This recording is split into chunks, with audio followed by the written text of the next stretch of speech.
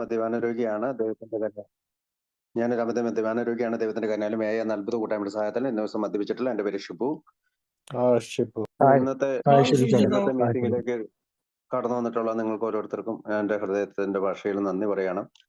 നമുക്കറിയാവുന്ന പോലെ കഴിഞ്ഞ ആഴ്ച നമ്മൾ ബില്ലിന്റെ കഥയുടെ ഏകദേശം 6 പേജോളം നമ്മൾ കവർ ചെയ്തു. എന്തുകൊണ്ട് ബില്ലിന്റെ കഥ പ്രാധാന്യം അർഹിക്കുന്നു എന്ന് വെച്ചാൽ, ഒരു ആൽക്കഹോളിക് ആയിട്ടുള്ള ഒരാള് അദ്ദേഹത്തിന്റെ ജീവിതം തുടങ്ങിയതും ചൈൽഡ്ഹുഡ് ഒക്കെ പറയുന്നുണ്ട്. അതായത് ചെറുപ്പം, മിലിറ്ററിയിൽ പോയത്, അതിനുശേഷം ധാരാളം പണം സമ്പാദിച്ചത്, പിന്നീട് അതെല്ലാം മദ്യം എന്ന് പറയുന്ന ഒരു കാര്യം, അല്ലെങ്കിൽ മദ്യപാനം അല്ലെങ്കിൽ മദ്യാസക്തി എന്ന് പറയുന്ന ഒരു കാര്യം കൊണ്ട് നശിക്കുന്നതും, ഒരുപാട് പ്രോമിസുകൾ ബൈബിൾ, അദ്ദേഹത്തിന്റെ കുടുംബ ബൈബിളിൽ എഴുതി വെച്ചിട്ട് പോലും അദ്ദേഹത്തിന് അതൊന്നും പാലിക്കാൻ സാധിക്കുന്നില്ല എന്നും, ചുരുക്കത്തിൽ അത് വിൽ പവർ കൊണ്ട് സാധിക്കാൻ പറ്റാത്ത ഒരു കാര്യമാണെന്നുള്ള ഒരു ചിത്രം വായനക്കാരിലേക്ക് നൽകിക്കൊണ്ട്, അല്ലെങ്കിൽ ഒരു ആൽക്കഹോളിക് സമ്പാദിച്ച ഒരാള് വായിക്കുമ്പോൾ അയാളിലേക്ക് നൽകിക്കൊണ്ടാണ് അദ്ദേഹം പിന്നീട് നമ്മുടെ സാമ്പത്തികമായിട്ടുള്ള പ്രശ്നം ഉണ്ടാവും. അതായത് 1929 സാമ്പത്തിക മാന്ദ്യം സംഭവിക്കുമ്പോൾ എല്ലാം നഷ്ടപ്പെട്ടെങ്കിലും ഒരുപാട് പേര് ആ കെട്ടിടത്തിന്റെ മുകളിൽ നിന്ന് ആത്മഹത്യ ചെയ്യാൻ വേണ്ടി താഴത്തേക്ക് ചാടുമ്പോഴും അടുത്ത ബാറിലേക്ക് ഓടി ഞാനിതെല്ലാം ഓവർകം ചെയ്യുമെന്നുള്ള ആ മൂഢവിശ്വാസത്തിൽ അദ്ദേഹം നിന്നു. പിന്നീട് അദ്ദേഹം കാനഡയിലുള്ള മറ്റൊരു ഈ സാമ്പത്തിക മാന്ദ്യത്തില് നശിക്കാത്ത മറ്റൊരു കമ്പനിയിലേക്ക് അയാൾ ജോലിക്കായി ചെന്നു. പക്ഷെ മദ്യം വീണ്ടും അയാളെ അവിടെ ആ കൂട്ടുകാരൻ അയാളെ പറഞ്ഞു വിടേണ്ട അവസ്ഥയിലേക്ക് വന്നു. പിന്നീട് അനേകം സുഹൃത്തുക്കളുമായിട്ട് ഒരു കമ്പനി രൂപീകരിച്ച് വീണ്ടും അദ്ദേഹം പല കാര്യങ്ങളും നോക്കുന്നുണ്ട്. പക്ഷെ അവിടെ നിന്ന് അദ്ദേഹത്തിന് മദ്യം മൂലം അവിടെ നിന്ന് ലെറ്റർ വരുന്നുണ്ട്, നിങ്ങളുമായിട്ടുള്ള ബിസിനസ് ബന്ധങ്ങൾ അവസാനിപ്പിക്കുന്നു എന്ന് പറഞ്ഞു. അതിനിടയിൽ അദ്ദേഹത്തിന്റെ ഭക്ഷണം കഴിക്കാൻ പറ്റാത്ത അവസ്ഥ വരുന്നുണ്ട്. 40 പൗണ്ട് എന്നാണ് പറയുന്നത്. അപ്പൊ 40 പൗണ്ട് എന്ന് പറയുമ്പോൾ നമ്മൾ കിലോ കണക്കിൽ നോക്കുകയാണെങ്കിൽ 20 കിലോയോളം അദ്ദേഹം കുറയുന്നുണ്ട്. അതായത് ബിൽ ഡബ്ല്യുവിന്റെ നമുക്ക് ഫോട്ടോയിലൊക്കെ കണ്ടറിയാം, ഒരൊത്ത മനുഷ്യനാണ്, നല്ല പൊക്കമുള്ള. പക്ഷെ അദ്ദേഹം അവസാനം ഭക്ഷണം കഴിക്കാതെ 40 പൗണ്ട് എന്ന് വെച്ചാൽ ഏകദേശം 20 കിലോ വരെ എത്തി എന്നുള്ള ഭാഗത്താണ് നമ്മൾ പറഞ്ഞ് നിർത്തിയത്. നമുക്ക് അടുത്ത ഭാഗം വായിച്ചുകൊണ്ട് ഇന്നത്തെ മീറ്റിംഗ് ആരംഭിക്കാം. അപ്പൊ ആരാ വായിക്കുന്നത്? നമുക്ക് ഓരോരുത്തർക്കും പറ്റുന്നവർ വായിക്കാം. റോമിലാണ് എല്ലാ പ്രാവശ്യം വായിക്കുന്നത്. ഇപ്പൊ റോമിൽ തുടങ്ങുക. Okay, page number 7. എന്റെ അളിയൻ ഒരു ഡോക്ടറാണ്. എന്റെ അളിയൻ ഒരു ഡോക്ടറാണ്. അയാളുടെയും എന്റെ അമ്മയുടെയും കാരണത്താൽ മാനസികമായും ശാരീരികമായും അമിത മദ്യപാന രോഗികളെ പുനരധിവസിപ്പിക്കുന്നതിൽ ദേശീയ പ്രസിദ്ധി നേടിയ ഒരാശുപത്രിയിൽ ഞാൻ പ്രവേശിക്കപ്പെട്ടു. അമൃത സഞ്ജീവനി ചികിത്സയിലൂടെ എൻ്റെ തലച്ചോറ് ശുദ്ധീകരിക്കപ്പെട്ടു. ഹൈഡ്രോതെറാപ്പിയിലും രോഗചികിത്സയിൽ ജലം ശാസ്ത്രീയമായി ഉപയോഗിച്ചുകൊണ്ടുള്ള രീതി, ലഘുവ്യായാമവും വളരെ സഹായകമായി. എല്ലാറ്റിലുമുപരി തർക്കമറ്റ നിലയിൽ സ്വാർത്ഥനും വിഡ്ഢിയുമായിരുന്ന ഞാൻ ശാരീരികമായും മാനസികമായും അപകടകരമായ തോതിൽ രോഗമുള്ളവനായി കഴിഞ്ഞിരുന്നു എന്നെനിക്ക് വിശദീകരിച്ചു തന്ന ദയാലുവായ ഡോക്ടറെ ഞാൻ കണ്ടുമുട്ടി. മറ്റു കാര്യങ്ങളിൽ ശക്തമായി തന്നെ നിലനിൽക്കാറുള്ള അമിത മദ്യപാന രോഗികളുടെ ഓരോ പാരഗ്രാഫ് പോവാം. നമ്മുടെ അതിനകത്ത് അതായിരിക്കും എളുപ്പം. എനിക്ക് എല്ലാം കൂടി ഓർമ്മിക്കാനുള്ള ശക്തിയില്ല. ഓക്കെ, എന്റെ അളിയൻ ഒരു ഡോക്ടറാണ്. അപ്പൊ നമുക്കറിയാം, ബിൽ ഡബ്ല്യുവിന്റെ അളിയൻ ഡോക്ടർ ലെയ്നോർഡ് ബി സ്ട്രോങ്. നമ്മൾ പലപ്പോഴും റോക്ക്ഫെല്ലർ ഫൗണ്ടേഷന്റെ അത്താഴ വിരുന്നിനെ പറ്റിയൊക്കെ പഠിക്കുമ്പോൾ, അല്ലെങ്കിൽ അതിനെപ്പറ്റി ചരിത്ര വിദ്യാർത്ഥികൾ അതിനെപ്പറ്റിയൊക്കെ ശ്രദ്ധിക്കുമ്പോൾ നമുക്ക് മനസ്സിലാവും, റോക്ക്ഫെല്ലർ ഫൗണ്ടേഷനിലേക്ക് ബിൽ ഡബ്ല്യുവിനെ എത്തിക്കുന്ന കണ്ണിയാണ് ഇദ്ദേഹത്തിന്റെ അളിയനായ ഡോക്ടർ ലെയ്നോർഡ് സ്ട്രോങ്. കാരണം ചെറുപ്പകാലത്ത് അദ്ദേഹത്തിന്റെ ഒപ്പം പഠിച്ച ഒരു പെൺകുട്ടിയുടെ അങ്കിളാണ് വില്ലാർഡ് റിച്ചാർഡ്സൺ. ഈ വില്ലാർഡ് റിച്ചാർഡ്സൺ എന്ന് പറഞ്ഞത് ഒരു പുരോഹിതനാണ്. ഈ പുരോഹിതനാണ് റോക്ക്ഫെല്ലർ ഫൗണ്ടേഷൻ, അന്നത്തെ കാലത്തെ ഏറ്റവും വലിയ റിച്ചസ്റ്റ് ആയിട്ടുള്ള, ഏറ്റവും ധനികനായ ചാരിറ്റി പ്രവർത്തകൻ കൂടിയായ റോക്ക്ഫെല്ലർ ഫൗണ്ടേഷന്റെ സ്ഥാപകനായ റോക്ക്ഫെല്ലർ ജൂനിയറിന്റെ സുഹൃത്താണ് ഈ വില്ലാർഡ് റിച്ചാർഡ്സൺ എന്ന് ഈ ഡോക്ടർക്ക് അറിയാമായിരുന്നു. അത് തന്റെ സഹപാഠിയുടെ അങ്കിളാണെന്ന് നമ്മുടെ ഈ ഡോക്ടർക്ക് അറിയാമായിരുന്നു. ഈ ഡോക്ടറാണ് ബിൽ ഡബ്ല്യുവിന്റെ അളിയൻ, അതായത് നമ്മുടെ സഹസ്ഥാപകനായ, ആൽക്കോളിക്സ് ആൻഡ് സഹസ്ഥാപകനായ ബിൽ ഡബ്ല്യുവിന്റെ അളിയൻ. ഇദ്ദേഹം വഴിയാണ് റോക്ക്ഫെല്ലർ ഫൗണ്ടേഷനിലേക്കുള്ള കണക്ഷൻ കിട്ടുന്നത്, ബന്ധം കിട്ടുന്നത്. പിന്നെ ഇദ്ദേഹം അളിയൻ എന്ന് പറയുമ്പോൾ ബിൽ ഡബ്ല്യുവിന്റെ സിസ്റ്ററായ ദൊറോത്തിയുടെ ഹസ്ബൻഡാണ്.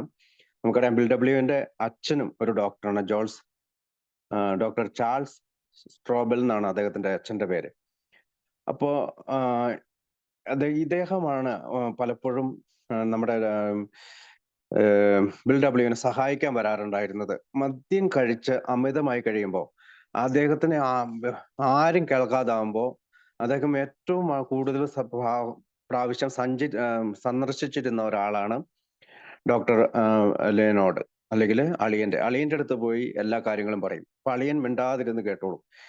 അപ്പം അയാളുടെയും എൻ്റെ അമ്മയുടെയും കാരുണ്യത്താൽ മാനസികമായും ശാരീരികമായും അമിത മദ്യപാന രോഗികൾ പുനരധിവസിക്കപ്പെടുന്ന ദേശീയ പ്രസിദ്ധി നേടിയ ഒരു ആശുപത്രിയിൽ ഞാൻ പ്രവേശിക്കപ്പെട്ടു. നമുക്കറിയാം ആ ആശുപത്രിയുടെ പേര് ടൗൺസ് ഹോസ്പിറ്റൽ എന്നാണ്. ചാൾസ് ബി ടൗൺസ് എന്ന് പറയുന്ന 1862 മുതൽ 1947 വരെ ജീവിച്ചിരുന്ന അദ്ദേഹമാണ് ഈ ആശുപത്രി സ്ഥാപിക്കുന്നത്. ആശുപത്രി 1901 മുതൽ ആണ് ഒരു ആശുപത്രിയുടെ ഫോം ഉണ്ടായത്. 50 ബെഡുള്ള ആശുപത്രിയാണ്. അവിടെ അന്നത്തെ കാലത്ത് ഈ ഡ്രഗും മദ്യപാനവും ഒക്കെ ആയിട്ട് ചികിത്സിക്കുന്നവർക്ക് അന്നത്തെ കാലത്ത് $200, $350, $350 എനിക്ക് തോന്നുന്നു ഇന്നത്തെ കാലത്ത് ഒരു $35,000 അല്ലെങ്കിൽ $40,000 മുകളിൽ പോകുന്ന ഒരു തുക കൊടുത്തിട്ട് വേണം ഒന്ന് അവിടെ ചികിത്സിക്കാൻ. അപ്പൊ ചാൾസ് ബി ടൗൺസ് എന്ന് പറഞ്ഞ ഹോസ്പിറ്റല് ന്യൂയോർക്കിലാണ്. 293 സെൻട്രൽ പാർക്ക് വെസ്റ്റ് എന്ന് പറയുന്ന സ്ഥലത്താണ് ഈ ചാൾസ് ബി ടൗൺസ് ഹോസ്പിറ്റൽ. അപ്പൊ ഈ രണ്ട് കാര്യങ്ങളും ആ ഭാഗത്ത് പറയുന്നതുകൊണ്ടാണ് ഞാൻ അതൊന്ന് വിശദീകരിച്ചത്. അതായത് തന്റെ അളിയൻ ഡോക്ടറാണ് എന്ന് പറയുന്ന ഭാഗവും, the well known hospital for the mental and physical rehabilitation of alcoholist, മാനസികമായും രോഗികളെ പുനരധിവസിക്കപ്പെടുന്ന ദേശീയ പ്രസിദ്ധി നേടിയ ഒരു ആശുപത്രിയിൽ. അപ്പൊ ദേശീയ പ്രസിദ്ധി നേടിയ ഒരു ആശുപത്രിയാണ് അത്. പിന്നീട് മലയാളത്തിൽ പറയുന്നത് അമൃത സഞ്ജീവനി ചികിത്സയിലൂടെ എന്റെ തലച്ചോറ് ശുദ്ധീകരിക്കപ്പെട്ടു എന്നാണ്. അപ്പൊ ഇംഗ്ലീഷ് ബുക്കിൽ അതിന് ബെല്ലഡോണ ട്രീറ്റ്മെന്റ് എന്നാണ് പറയുക. അപ്പൊ നമുക്കറിയാം ബെല്ലഡോണ എന്ന് പറയുന്നത് ഒരു ചെടിയാണ്. അതിന്റെ ഒരു മിശ്രിതം ഉപയോഗിച്ചിട്ടാണ് ഇവര് ട്രീറ്റ്മെന്റ് ചെയ്തുകൊണ്ടിരുന്നത്. അതായത് 6 ഡ്രോപ്പ് മരുന്ന് രോഗിക്ക് ആദ്യം കൊടുക്കും. അങ്ങനെ 50 മണിക്കൂർ, ഓരോ മണിക്കൂർ ഇടവിട്ടും ക്ലോസ് വാച്ച് ചെയ്ത് ഇവരെ ചികിത്സിക്കുന്നത്. അപ്പൊ ഇതിനകത്ത് ഇവര് പറയുന്നത് വെച്ചാല് ബെല്ലഡോണ ട്രീറ്റ്മെന്റിന്റെ ഒരു ചരിത്രം വായിക്കുമ്പോൾ ഇത് നമ്മുടെ ഹിമാചൽ പ്രദേശിലും കാശ്മീരിലും സിംലയിലും ഒക്കെ വളരുന്ന ഒരു ചെടിയാണ്. യൂറോപ്പാണ് ഇതിന്റെ യഥാർത്ഥത്തിലുള്ള ഈ ചെടിയുടെ ജന്മസ്ഥലമെങ്കിലും നമ്മുടെ രാജ്യത്തൊക്കെ ഉണ്ട്.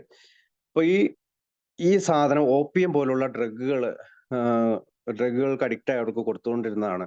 എന്ന് വെച്ചാൽ ഇത് കൊടുത്തു കഴിയുമ്പോഴത്തേക്കും അവരുടെ സ്വെറ്റിങ് വരും, അവർക്കൊരു റിയാക്ഷൻ വരും. അതായത് അതിനകത്ത് പറഞ്ഞ കണ്ണുകളിലും തൊണ്ടവരളും അപ്പോഴത്തേക്ക് ഇത് കട്ട് ഓഫ് ചെയ്യും, ഇത് പിന്നെ കൊടുക്കാതെയാവും. അപ്പൊ അങ്ങനെ അവർക്ക് അതൊരു ചികിത്സാ രീതിയാണ്. അത് നമ്മുടെ വിഷമിറക്കുക എന്നുള്ള ഒരു ചികിത്സാ രീതിയാണ് ബെല്ലഡോണ എന്ന് പറയുന്നത്. ഇപ്പോഴും നമുക്ക് ഇത് പറയുന്നത് 1934 കഥയാണ്, അല്ലെങ്കിൽ ആ ഭാഗമാണ് ബില്ലിന്റെ ഈ അനുഭവങ്ങളെ കുറിച്ച് പറയുമ്പോൾ നമ്മൾ പറയുന്നത്. നമ്മൾ 90 വർഷങ്ങൾ പിന്നിട്ടിരിക്കുന്നു. നമുക്കിതിന് സെയിം ആയിട്ടുള്ള ഒരുപാട് മരുന്നുകളുണ്ട്. ഇപ്പൊ ഡയസിഫാം അങ്ങനെയൊക്കെയുള്ള ഒരുപാട് മരുന്നുകളുണ്ട്. ഇപ്പൊ നമുക്ക് ഇഷ്ടംപോലെ ചികിത്സാ കേന്ദ്രങ്ങളുണ്ട്, ആശുപത്രികളുണ്ട്, റീഹാബുകളുണ്ട്.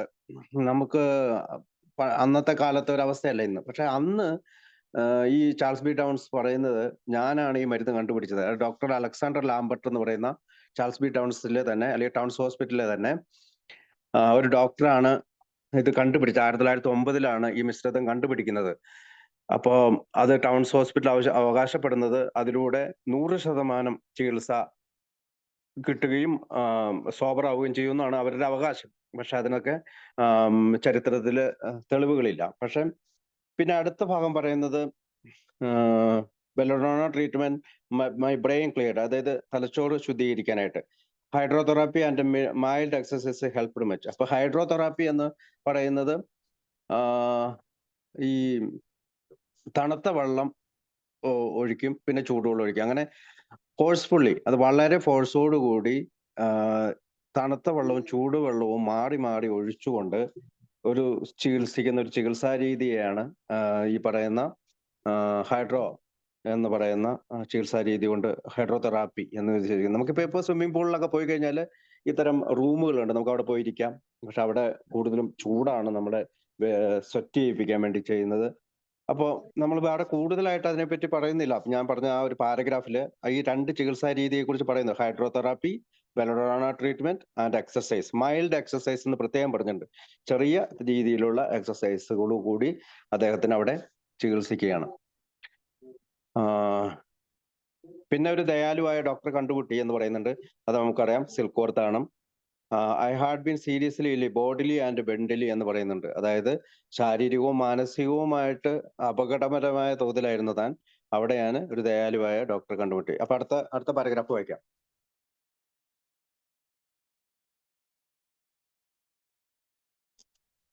പേജ് നമ്പർ 7, മൂന്നാമത്തെ പാരഗ്രാഫ്.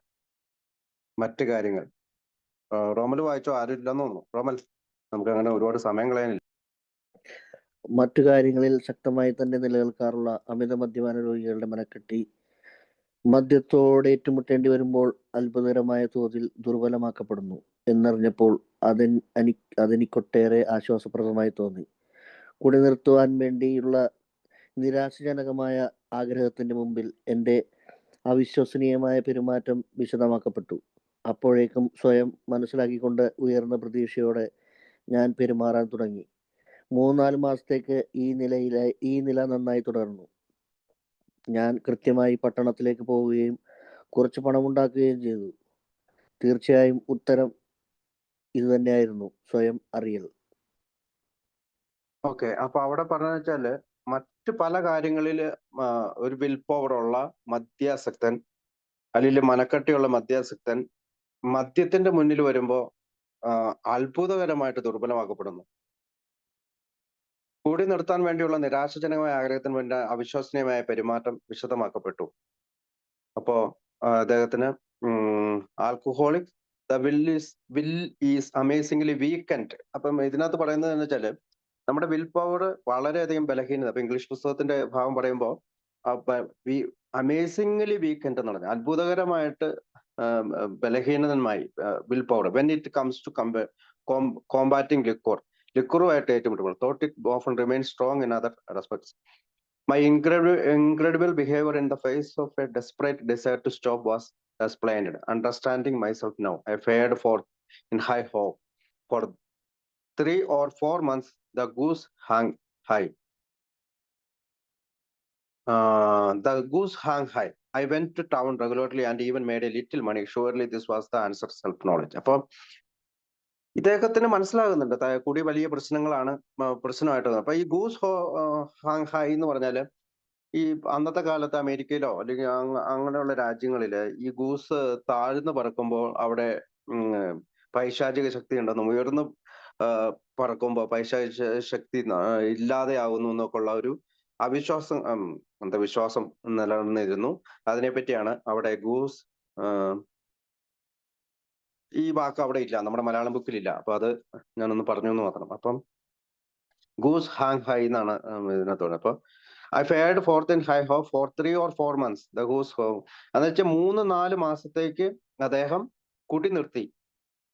ഈ പറയുന്ന ഗൂസുകൾ താഴ്ന്നു പറന്നില്ല, ഉയർന്നു പറന്നു. അതുകൊണ്ട് തന്നെ പൈശാചികമായ അല്ലെങ്കിൽ തിന്മയുടെ ശക്തികൾ അവിടെ ഉണ്ടായില്ല. I went to town regularly. അതായത് ഇങ്ങനെ മദ്യപാനം നിർത്തി.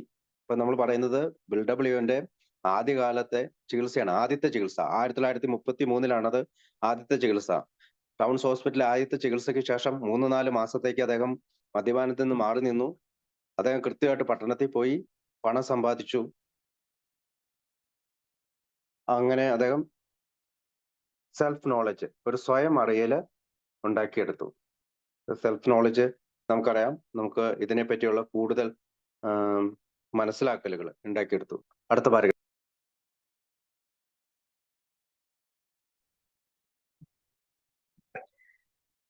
പക്ഷേ അത് അധിക നാൾ തുടർന്നില്ല.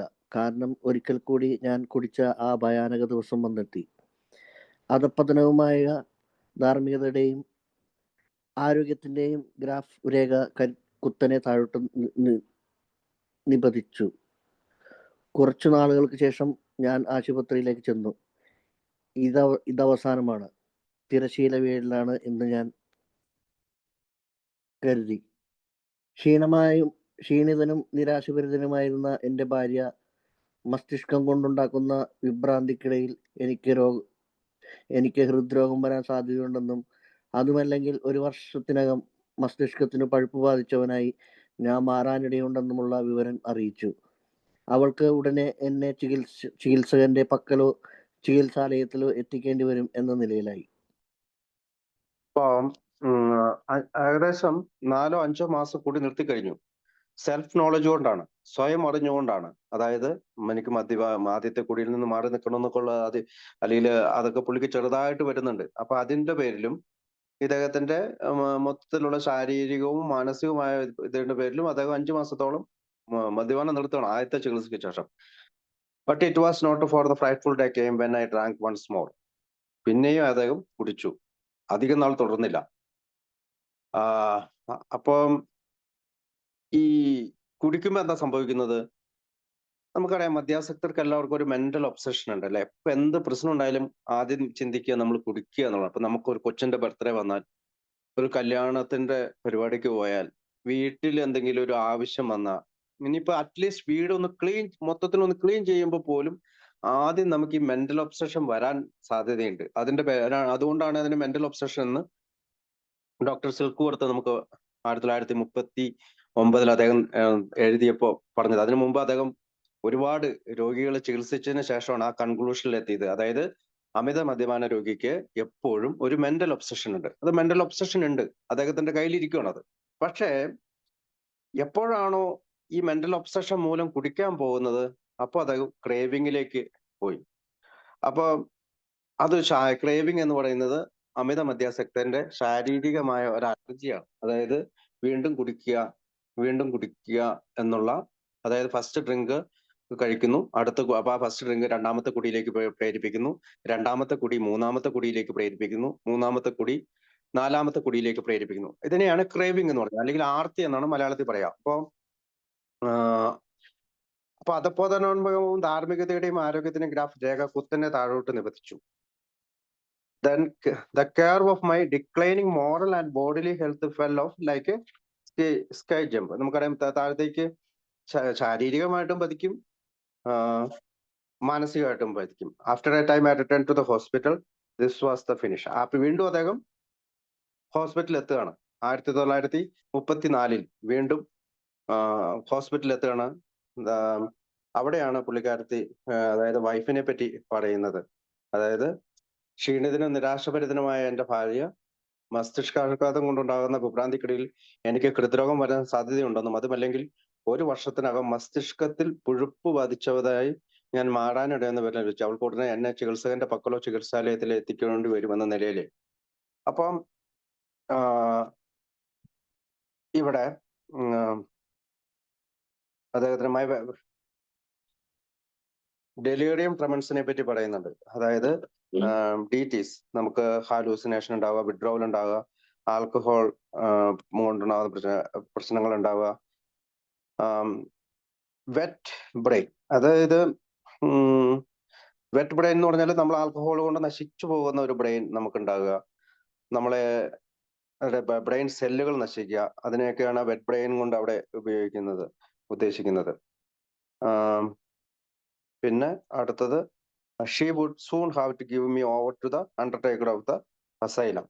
അസൈലം എന്ന് പറഞ്ഞു. ഇപ്പൊ ഇവിടെ ആശുപത്രി ചികിത്സ, അപ്പൊ ഇവിടെ അസൈലത്തിൽ എത്തിക്കേണ്ടി വരുമെന്ന്, അതായത് ഭാര്യയ്ക്ക്. അപ്പൊ നമുക്കറിയാം, മദ്യം കഴിച്ചു കഴിഞ്ഞാൽ നമുക്ക് ഉണ്ടാകുന്നത് ജയിൽ, ഡെത്ത് ആൻഡ് ഇൻസ്റ്റിറ്റ്യൂഷൻ ആണ്. അതായത് ഒന്നില്ലെങ്കിൽ നമ്മൾ ജയിലിൽ പോകും, അല്ലെങ്കിൽ മരണം സംഭവിക്കും. ഇൻസ്റ്റിറ്റ്യൂഷൻ ഒന്നില്ലെങ്കിൽ ആശുപത്രിയിലോ മറ്റ് ചികിത്സാ കേന്ദ്രങ്ങളിലോ നമ്മൾ അഡ്മിറ്റ് ആകും എന്നുള്ള രീതിയിലാണ് അവിടെ പറഞ്ഞിരിക്കുന്നത്. അടുത്ത പാരഗ്രാഫിലേക്ക് പോകാം.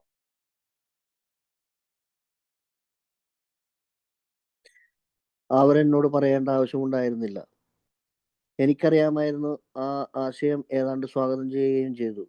എൻ്റെ അഹങ്കാരത്തിനേറ്റ വിനാശകരമായ ഒരടിയായിരുന്നു അത്.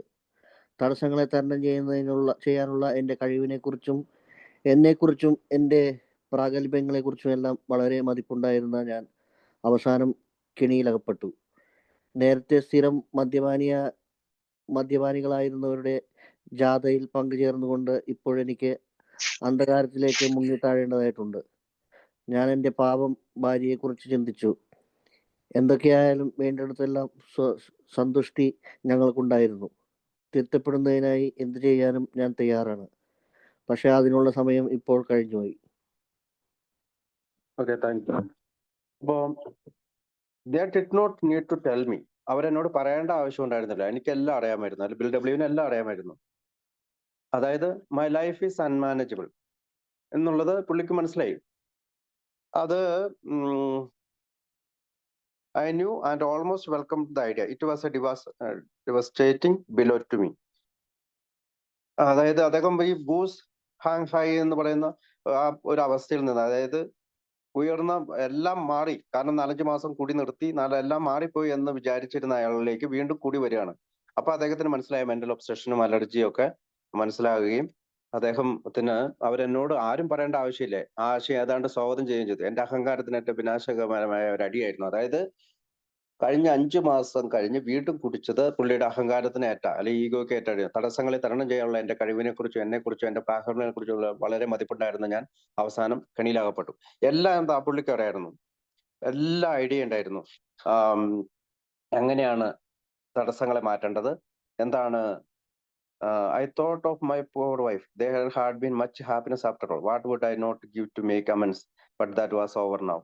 അപ്പൊ ഒരു ഹോപ്പ്ലെസ്നെസ് സ്റ്റേജിലേക്ക്, അല്ലെങ്കിൽ പ്രതീക്ഷയില്ലാത്തൊരു സ്റ്റേജിലേക്ക്, അല്ലെങ്കിൽ അദ്ദേഹത്തിന്റെ പ്രൈഡും ഈഗോയും വളർന്നു വന്ന സ്റ്റേജിൽ നിന്ന് താഴത്തേക്ക് അദ്ദേഹം പോരുകയാണ്. അദ്ദേഹത്തിന്റെ അഹങ്കാരത്തിനേറ്റ ഒരു തിരിച്ചടിയായിട്ടാണ് അവിടെ അദ്ദേഹം പറയുന്നത്. ഞാൻ എന്റെ പാവം ഭാര്യയെ കുറിച്ച് ചിന്തിച്ചു. എന്തൊക്കെയായാലും വേണ്ടിടത്തെല്ലാം സന്തുഷ്ടി ഞങ്ങൾക്കുണ്ടായിരുന്നു. തിരുത്തപ്പെടുന്നതിനായി എന്ത് ചെയ്യാനും ഞാൻ തയ്യാറാണ്. പക്ഷെ അതിനുള്ള സമയം ഇപ്പോൾ കഴിഞ്ഞുപോയി. അപ്പൊ അദ്ദേഹം ഒരു സ്വയം സഹതാപത്തിലേക്ക് വരികയാണ്.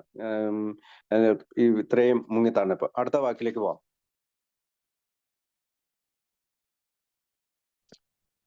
സ്വയം സഹതാപത്തിന്റെ ചതുപ്പുനിലത്തിൽ ഞാൻ അനുഭവിച്ച നിരാശയും ഏകാന്തതയും വാക്കുകൾ കൊണ്ട് വിശദമാക്കാൻ സാധിക്കുന്നതല്ല. എൻ്റെ നാലുപാടും ചെളിമണൽ വ്യാപിച്ചു. ഞാൻ എൻ്റെ എതിരാളിയെ കണ്ടുമുട്ടിക്കഴിഞ്ഞു. ഞാൻ ആവേശഭരിതനായി. മദ്യമായിരുന്നു എൻ്റെ യജമാനൻ. വിറച്ചുകൊണ്ട് അവിടെ ഇപ്പൊ അദ്ദേഹം സ്വയം സെൽഫ് പിറ്റിയിലേക്ക് പോവാണ്. അതിന്റെ ഒരു ചതുപ്പ് നിലെന്നാണ് പറയാ.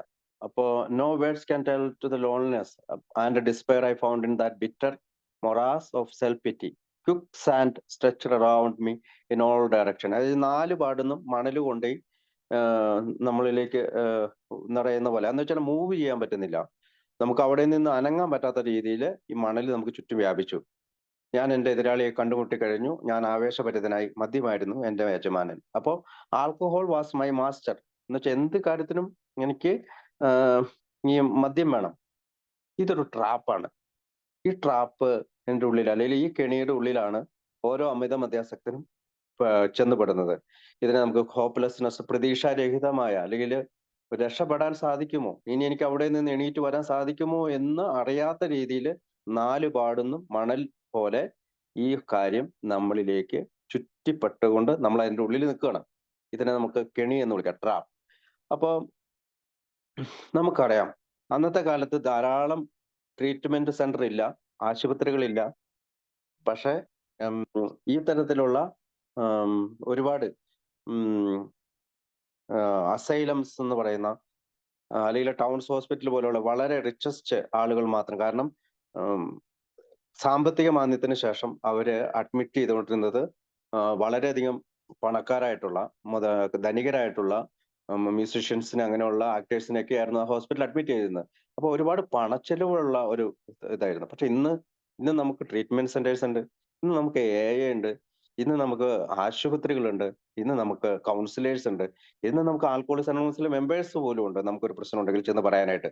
അപ്പൊ അന്നത്തെ കാലത്തെ അത്രയും ഭീകരമായ ഒരു അവസ്ഥയെ വെളിപ്പെടുത്താനായിട്ടാണ് ബിൽ ഡബ്ല്യു അത് എഴുതി വെച്ചിരിക്കുന്നത്. എനിക്ക് ചുറ്റും മണൽ കൊണ്ട് നിറഞ്ഞു എന്ന് വെച്ചാല് ഐ ആം ട്രാപ്പ് എന്നുള്ള അർത്ഥത്തിലാണ് അത് പറയാ. അടുത്ത വരി. Thank you. വിറച്ചുകൊണ്ട് ഒരു തകർന്ന മനുഷ്യനായി ആശുപത്രിയിൽ നിന്ന് ഞാൻ പുറത്തു കിടന്നു. കുറച്ചു നാളത്തേക്ക് ഭയം മദ്യത്തിൽ നിന്ന് എന്നെ അകറ്റി നിർത്തി.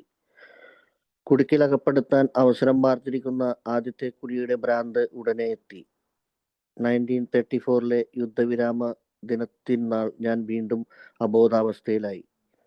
എന്നെ എവിടെയെങ്കിലും പൂട്ടിയിടണമെന്നും അല്ലെങ്കിൽ ദാരുണമായ അന്ത്യത്തിലേക്ക് ഞാൻ കാലിടറി വീഴുമെന്നുള്ള സുനിശ്ചിതമായ വസ്തുതയ്ക്ക് എല്ലാവരും കീഴ്പ്പെട്ടതായി തോന്നി. ഹോ, പ്രഭാതത്തിനു മുമ്പ് എന്തൊരു കൂരാക്കുരുട്ടാണ്!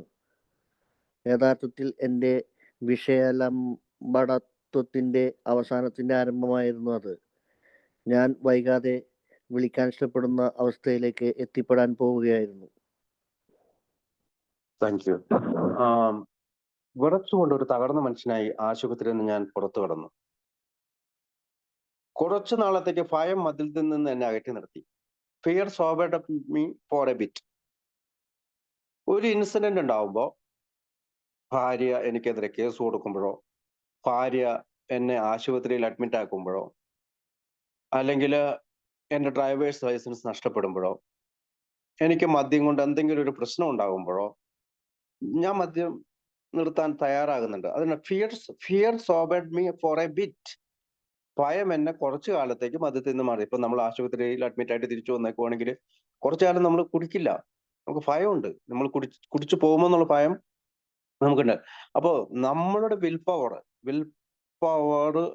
ആണ് അവിടെ ഭയം കൊണ്ടുണ്ടാകുന്ന ഒരു വിൽ പവർ. ഞാനൊരു 4 വർഷം കുടിച്ചില്ല. ഞാൻ ആശുപത്രിയിൽ അഡ്മിറ്റായി. ഞാൻ എൻ്റെ കാര്യമാണ് പറഞ്ഞത്. അപ്പൊ ഞാൻ ആശുപത്രിയിൽ അഡ്മിറ്റ് ആയെന്ന് വെച്ചാൽ എനിക്ക് ഒരു 22 വയസ്സുള്ളപ്പോൾ ഞാൻ ആശുപത്രിയിൽ അഡ്മിറ്റായി. ഡോക്ടർ ഒരിക്കലും കുടിക്കരുതെന്ന് പറഞ്ഞു. പക്ഷെ ഞാൻ 3-4 വർഷം കൊണ്ട് പിന്നെയും കുടിച്ചു. 4 വർഷം കൊണ്ട് പിന്നെയും കുടിച്ചു.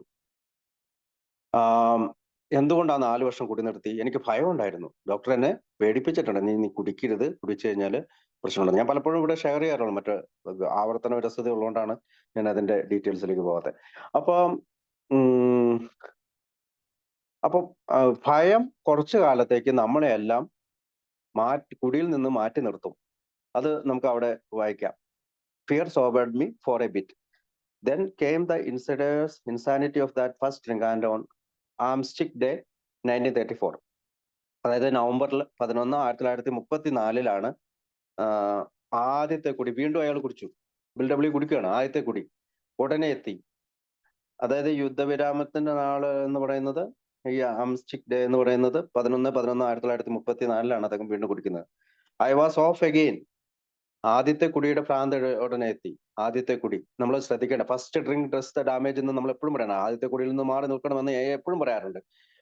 അതുകൊണ്ട് ഇവിടെ ഈ ആദ്യത്തെ കുടി എന്ന വാക്ക് പ്രത്യേകം ശ്രദ്ധിക്കണം. ഫസ്റ്റ് ഡ്രിങ്ക് എന്ന് പറയുന്ന കാര്യം അദ്ദേഹം ചെയ്തു. അതിനുശേഷം വീണ്ടും വീണ്ടും കുടിച്ച് അദ്ദേഹം ഡ്രങ്ക് ആയി, അല്ലെങ്കിൽ കുടിയനായി മാറി, അല്ലെങ്കിൽ അമിതമായ കുടിയിലേക്ക് എത്തി. എന്നെ എവിടെയെങ്കിലും പൂട്ടിയിടണമെന്നും അല്ലെങ്കിൽ ദാരുണമായ അന്ത്യത്തിലേക്ക് ഞാൻ കാലറി ഇടറി വീഴുമെന്നുള്ള സുനിശ്ചിതമായ വസ്തുതയ്ക്ക് എല്ലാവരും കീഴ്പ്പെട്ടതേ തോന്നി. പ്രഭാതത്തിന് മുമ്പ് എന്തൊരു കൂരാക്കുരിട്ടാണ്. യഥാർത്ഥത്തിൽ എന്റെ വിഷയലംബടത്തിൽ അവസാനത്തിന്റെ ആരംഭമായിരുന്നത്. ഞാൻ വൈകാതെ വിളിക്കാൻ ഇഷ്ടപ്പെടുന്ന അവസ്ഥയിലേക്ക് എത്തിപ്പെടാൻ പോവുകയാണ്. അപ്പം how dark it is before the dawn. നമുക്കറിയാം, നേരം വെളുക്കരുതേ എന്ന് പ്രാർത്ഥിച്ച അവസ്ഥയൊക്കെ എനിക്ക് ഉണ്ടായിട്ടുണ്ട്. ഈ കുറച്ചു നേരവും കൂടി ഈ രാത്രി നീണ്ടു നിന്നായിരുന്നെങ്കിൽ എന്ന് ആഗ്രഹിക്കുന്ന അവസ്ഥ. തലേദിവസം നമ്മൾ എന്തെങ്കിലും പ്രശ്നമൊക്കെ ഉണ്ടാക്കി വീട്ടിലോ ഒക്കെ ബഹളോ എന്തെങ്കിലുമൊക്കെ ഉണ്ടാക്കി കഴിയുമ്പോൾ, അല്ലെങ്കിൽ കൂട്ടുകാരുടെ ഇടയിൽ ഒരു പ്രശ്നമായി ഉണ്ടായി കഴിയുമ്പോൾ, അത് അങ്ങനെ നമുക്ക് എല്ലാവർക്കും ഒക്കെ ഉണ്ടാകാൻ സാധ്യതയുണ്ട്. അപ്പം അതൊക്കെയാണ് അവിടെ ഉദ്ദേശിക്കുന്നത്. എന്തൊരു ഇരുട്ടാണ്, പ്രഭാതത്തിന് മുമ്പ് എന്തൊരു കൂരൻ. യഥാർത്ഥത്തിൽ എന്റെ വിഷയലംബടത്തിൽ അവസാനത്തിന്റെ ആരംഭമായിരുന്നു അത്. How dark it is before the dawn. In reality that was the beginning of my last debate. It was soon be catapulted into what I like to call the fourth dimension of existence. I was to know the happiness, peace, and usefulness in a way of life that is incredibly more wonderful as time pass. നമുക്കറിയാം, fourth dimension of existence എന്നുള്ളത് നമ്മൾ പിന്നീട് there is a solution എന്ന് പറയുന്ന ഭാഗത്ത് ചിന്തിക്കുന്നുണ്ട്. അതായത് step 10, അത് നമുക്കറിയാം. 1, 2, 3 എന്ന് പറയുന്നത് ഒരു നമ്മുടെ മാനസികമായിട്ടുള്ള പ്രശ്നങ്ങളെ കണ്ടുപിടിച്ച് ദൈവത്തിലേക്ക് ആശ്രയിച്ച്, അല്ലെങ്കിൽ ഹയർ പവറിൽ ആശ്രയിച്ച് അതിന് വിട്ടുകൊടുത്തുകൊണ്ടുള്ള 1, 2, 3. 4, 5, 6, 7 എന്ന് പറയുന്നത് നമ്മൾ നമ്മുടെ തെറ്റുകളും ധാർമ്മിക നിലവാരങ്ങളും ഒക്കെ പരിശോധിച്ച ശേഷം മറ്റൊരാളോട് ഏറ്റുപറഞ്ഞ 5ാമത്തെ പടിയിൽ 6, 7 അത് പൂർണ്ണമായിട്ട് മാറ്റാനായിട്ട് തയ്യാറാകുന്ന ഒരു കണ്ടീഷനിൽ എത്തിക്കഴിയുമ്പോൾ 8, 9 ഫിസിക്കൽ ഒരു ചേഞ്ച് നമുക്ക് വരും. അപ്പൊ സ്പിരിച്വലി, മെന്റലി, ഫിസിക്കലി വന്നു കഴിയുമ്പോൾ നമുക്ക് ഫോർത്ത് ഡയമെൻഷൻ, അതായത് 10, 11, 12 പടികളിലൂടെ നമുക്ക് മുന്നോട്ട് പോകാൻ കഴിയും. അപ്പൊ ആദ്യത്തെ 1, 2, 3 പടികൾ സ്പിരിച്വലാണ്. 4, 5, 6, 7 പടികള് മെന്റലിയാണ്. 8, 9 പടികള് ഫിസിക്കലി. ചേഞ്ചസ് വരുത്തിയതിനു ശേഷം ഫോർത്ത് ഡയമെൻഷൻ ഓഫ് എക്സിസ്റ്റൻസ് എന്ന് പറയുന്ന ഒരു തലത്തിലേക്ക് നമ്മൾ എത്തിച്ചേരും. അതായത് ഡെയിലി ബേസിസിൽ നമ്മൾ 10, 11, 12 പടികളിലൂടെ സഞ്ചരിക്കുന്നു എന്നുള്ള അർത്ഥത്തിലാണ് ഫോർത്ത് ഡയമെൻഷൻ ഓഫ് എക്സിസ്റ്റൻസ് എന്ന് പറയുന്നത്. അതിന് കൂടുതൽ വിശദീകരണം ആവശ്യമുള്ള ഒരു വാക്കാണ്, അതുകൊണ്ട് ഞാൻ ചെറുതായിട്ട് അത് വിശദീകരിച്ചെന്ന് മാത്രം. അപ്പൊ അടുത്ത ഭാഗത്തേക്ക് പോവാം. ഞാൻ സന്തോഷവും സമാധാനവും ജീവിതത്തിന്റെ ഉപയോഗക്ഷമതയും സമയം മുന്നോട്ട് പോകുന്തോറും അത്ഭുതവും അവിശ്വസനീയവുമായ തരത്തിലുള്ള ഒരു ജീവിതത്തിലൂടെ അറിയാൻ പോവുകയായിരുന്നു. അപ്പൊ അത് അവിടെ പറയുന്നത് I was to know happiness, peace and usefulness. അതായത് സന്തോഷവും സമാധാനവും ജീവിതത്തിന്റെ ഉപയോഗക്ഷമതയും സമയം മുന്നോട്ട് പോകുന്ന അത്ഭുതവും അവിശ്വസനീയമായ തരത്തിലുള്ള ജീവിത രീതിയിലുള്ള അറിയാമോ, അതാണ് ഫോർത്ത് ഡയമെൻഷൻ ഓഫ് എക്സിസ്റ്റൻസ്. അപ്പൊ നമ്മള് 10, 11, 12 പടികളുണ്ട്. 10-ാം പടി തെറ്റ് ചെയ്യുമ്പോൾ ലോഡിനെ സമ്മതിക്കുക. 11-ാം പടി പ്രാർത്ഥന, ധ്യാനം എന്നിവയിലൂടെ നമ്മുടെ ഹയർ പവറിനോട് പ്രാർത്ഥിക്കുക, മെഡിറ്റേഷൻ ചെയ്യുക. 12-ാം പടി എന്താണ്? മറ്റുള്ളവരെ സഹായിക്കുക. അങ്ങനെ ഈ 3 തലത്തിലേക്ക് നമ്മൾ എത്തിച്ചേരും. അതിന് ഹാപ്പി, ജോയ്സ് ആൻഡ് ഫ്രീ. സന്തോഷം, സമാധാനം, ജീവിതത്തിന്റെ ഉപയോഗക്ഷമത എന്നൊക്കെ പറയുന്നത് ഹാപ്പി, ജോയ്സ് ആൻഡ് ഫ്രീയുടെ മറ്റൊരു വാക്കുകളാണ്. അപ്പൊ അടുത്ത പാരഗ്രാഫ്. ആ നിറം മങ്ങിയ നവംബർ മാസത്തിന്റെ അന്ത്യനാളുകളിൽ ഒന്നിൽ എൻ്റെ അടുക്കളയിൽ കുടിച്ചുകൊണ്ട് ഞാനിരുന്നു. അന്നത്തേക്കും അടുത്ത ദിവസത്തേക്കും ആവശ്യമായ ജിൻ വീട്ടിലൊളിപ്പിച്ചു വെച്ചിട്ടുണ്ട് എന്ന സംതൃപ്തി പ്രതിഫലിപ്പിക്കുന്ന മുഖഭാവമായിരുന്നു എനിക്ക്. ഭാര്യ ജോലിക്ക് പോയിരുന്നു. ഞങ്ങളുടെ കിടക്കയുടെ തലയ്ക്കൽ ഒരു കുപ്പി ജിൻ ഒളിച്ചു വെക്കാൻ എങ്ങനെ ധൈര്യപ്പെട്ടു എന്ന് ഞാൻ അത്ഭുതപ്പെട്ടു. നേരം വെളുക്കുന്നതിന് മുമ്പ് തന്നെ അതെനിക്ക് ആവശ്യം വരും. അപ്പം near the end of that bleak November, നിറം മങ്ങിയ നവംബർ, ഒരു പക്ഷേ അതൊരു വിന്റർ ടൈം ഒക്കെ ആയതുകൊണ്ടായിരിക്കും അങ്ങനെ ഉദ്ദേശിക്കണമെന്ന് എനിക്ക് തോന്നുന്നു. അപ്പൊ I sat drinking in my kitchen. അതായത് അദ്ദേഹത്തിന്റെ അടുക്കളയിൽ കുടിച്ചുകൊണ്ട് ഇരുന്നു. With a certain satisfaction I reflect there was enough gin concealed about the house to carry me through that night and the next day. അപ്പൊ കുറച്ച് നമുക്കറിയാം, നമ്മൾ മദ്യം ഒളിപ്പിച്ചു വെക്കാറുണ്ട്. അപ്പൊ 2 ദിവസത്തേക്കുള്ള മദ്യം അദ്ദേഹം ഒളിപ്പിച്ചു വെച്ചു. അപ്പം ഭാര്യ ജോലിക്ക് പോയിട്ടുണ്ടായിരുന്നു. ഞാൻ പറഞ്ഞിട്ടുണ്ട്, മേസിസ് എന്ന് പറയുന്ന തുണിക്കടയില് ക്ലർക്കായിട്ടാണ് ലൂയിസ് വർക്ക് ചെയ്യുന്നത്. മേസിസ് എന്ന് പറഞ്ഞാൽ ഇപ്പോഴും ഫേമസ് ആയിട്ടുള്ള ഒരു സ്ഥാപനമാണ്. അമേരിക്കയിലും രാജ്യത്ത് ലോകത്ത് പല സ്ഥലങ്ങളിലും അവർക്ക് ബ്രാഞ്ചുകളും ഉണ്ട്. അപ്പൊ അവിടെ ക്ലർക്കായിട്ടാണ് അവിടെ പോയിട്ടുള്ളത് ലൂയിസ്. ഞങ്ങളുടെ കിടക്കയ്ക്ക് തലയ്ക്കൽ ഒരു കുപ്പി ജിൻ ഒഴുകി എങ്ങനെ ധൈര്യപ്പെട്ടെന്ന് ഞാൻ അത്ഭുതപ്പെടും. അപ്പൊ ഈ പ്രോമിസസ് ഒക്കെ ചെയ്തിട്ട് പോലും ബിൽഡബ്ല്യു കിടക്കയ്ക്ക് തൊട്ടടുത്ത് തന്നെ ഒരു കുപ്പി ഒളിപ്പിച്ചു. നേരം വെളുക്കുന്നതിന് മുമ്പ് അത് തന്നെ എനിക്ക് ആവശ്യം വരും. അപ്പൊ അയാൾ പറയാണ്, അടുത്ത നേരം വെളുക്കുമ്പോൾ തന്നെ എനിക്കത് ആവശ്യം വരും. അപ്പോ ഇവിടെ അമിത മദ്യപാനം കൊണ്ട് ആദ്യം പറഞ്ഞ പോലെ ട്രാപ്പിലാകപ്പെട്ട ഒരാളുടെ ചിത്രം വീണ്ടും വീണ്ടും നമ്മൾ പറഞ്ഞു തരണം. നമ്മൾ കുടിച്ചിട്ടില്ല, ഒരു പെഗ് മാത്രമേ കഴിച്ചിട്ടുള്ളൂ. അയ്യോ, ഞാൻ ഇന്ന് അവിടെ പോയിട്ട് പെട്ടെന്ന് പോന്നു, എനിക്ക് പെട്ടെന്ന് പോന്നു, ഞാൻ കഴിച്ചിട്ടേ ഇല്ല. ഒരു ഫുള്ള് കടിച്ചിട്ട് ഞാൻ വീട്ടിൽ വരുമ്പോഴും ഞാൻ പറഞ്ഞുകൊണ്ടിരുന്നത് 3-3 അടിച്ചു, പിന്നെ അവനാ മേടിച്ചത്. അങ്ങനെയുള്ള ഒരുപാട് എക്സ്ക്യൂസസിലൂടെ കടന്നു പോകുന്ന ഒരാള് ആയിട്ട് ഞാൻ മാറി. പിന്നെ ഭാര്യയുടെ മുന്നിൽ കളവ് പറയാൻ തുടങ്ങി. അപ്പൊ ധൈര്യപ്പെട്ടു എന്നുള്ള വാക്ക് തന്നെ അതാ. അതായത് ലൂയിസ് വളരെയധികം വിഷമിച്ച് അവള് മാത്രമേ ജോലിക്ക് പോകുന്നുള്ളൂ. ബിൽഡബ്ല്യു ഈ സമയത്ത് ജോലിയില്ല, കാരണം ബിൽഡബ്ല്യു തകർന്നിരിക്കുകയാണ്. അങ്ങനെ സ്വന്തം ഭാര്യ ജോലിക്ക് പോയി ഉണ്ടാക്കുന്ന പണം കൊണ്ട് ജീവിക്കുന്ന ഒരു ഭർത്താവായ ബിൽഡബ്ല്യു കുപ്പി എന്ന് പറയുന്ന, അല്ലെങ്കിൽ ജിൻ ഒളിപ്പിച്ചു വെക്കാൻ ധൈര്യം കാണിച്ചു. അവിടെയാണ് ഈ ധൈര്യപ്പെട്ടു എന്ന് ഞാൻ അത്ഭുതപ്പെട്ടു എന്ന വാക്കുകൊണ്ട് ഞാൻ മനസ്സിലാക്കുന്നത്. പിന്നീട് മറ്റൊരു കാര്യം അതിനകത്തുള്ളത്, എനിക്കത് ആവശ്യം വരും, നേരം വെളുക്കുന്നതിന് മുമ്പേ എനിക്ക് ആവശ്യം വരും എന്ന നെസസിറ്റി, ഒരു അത്യാവശ്യമായിട്ടുള്ള ഒരു സാധനമായി മദ്യം അവിടെ മാറിക്കഴിഞ്ഞു. ഈ ചിത്രവും കൂടി നമുക്ക് അവിടെ കാണാവുന്നതാണ്. അടുത്ത പാരഗ്രാഫ് വയ്ക്കാവോ?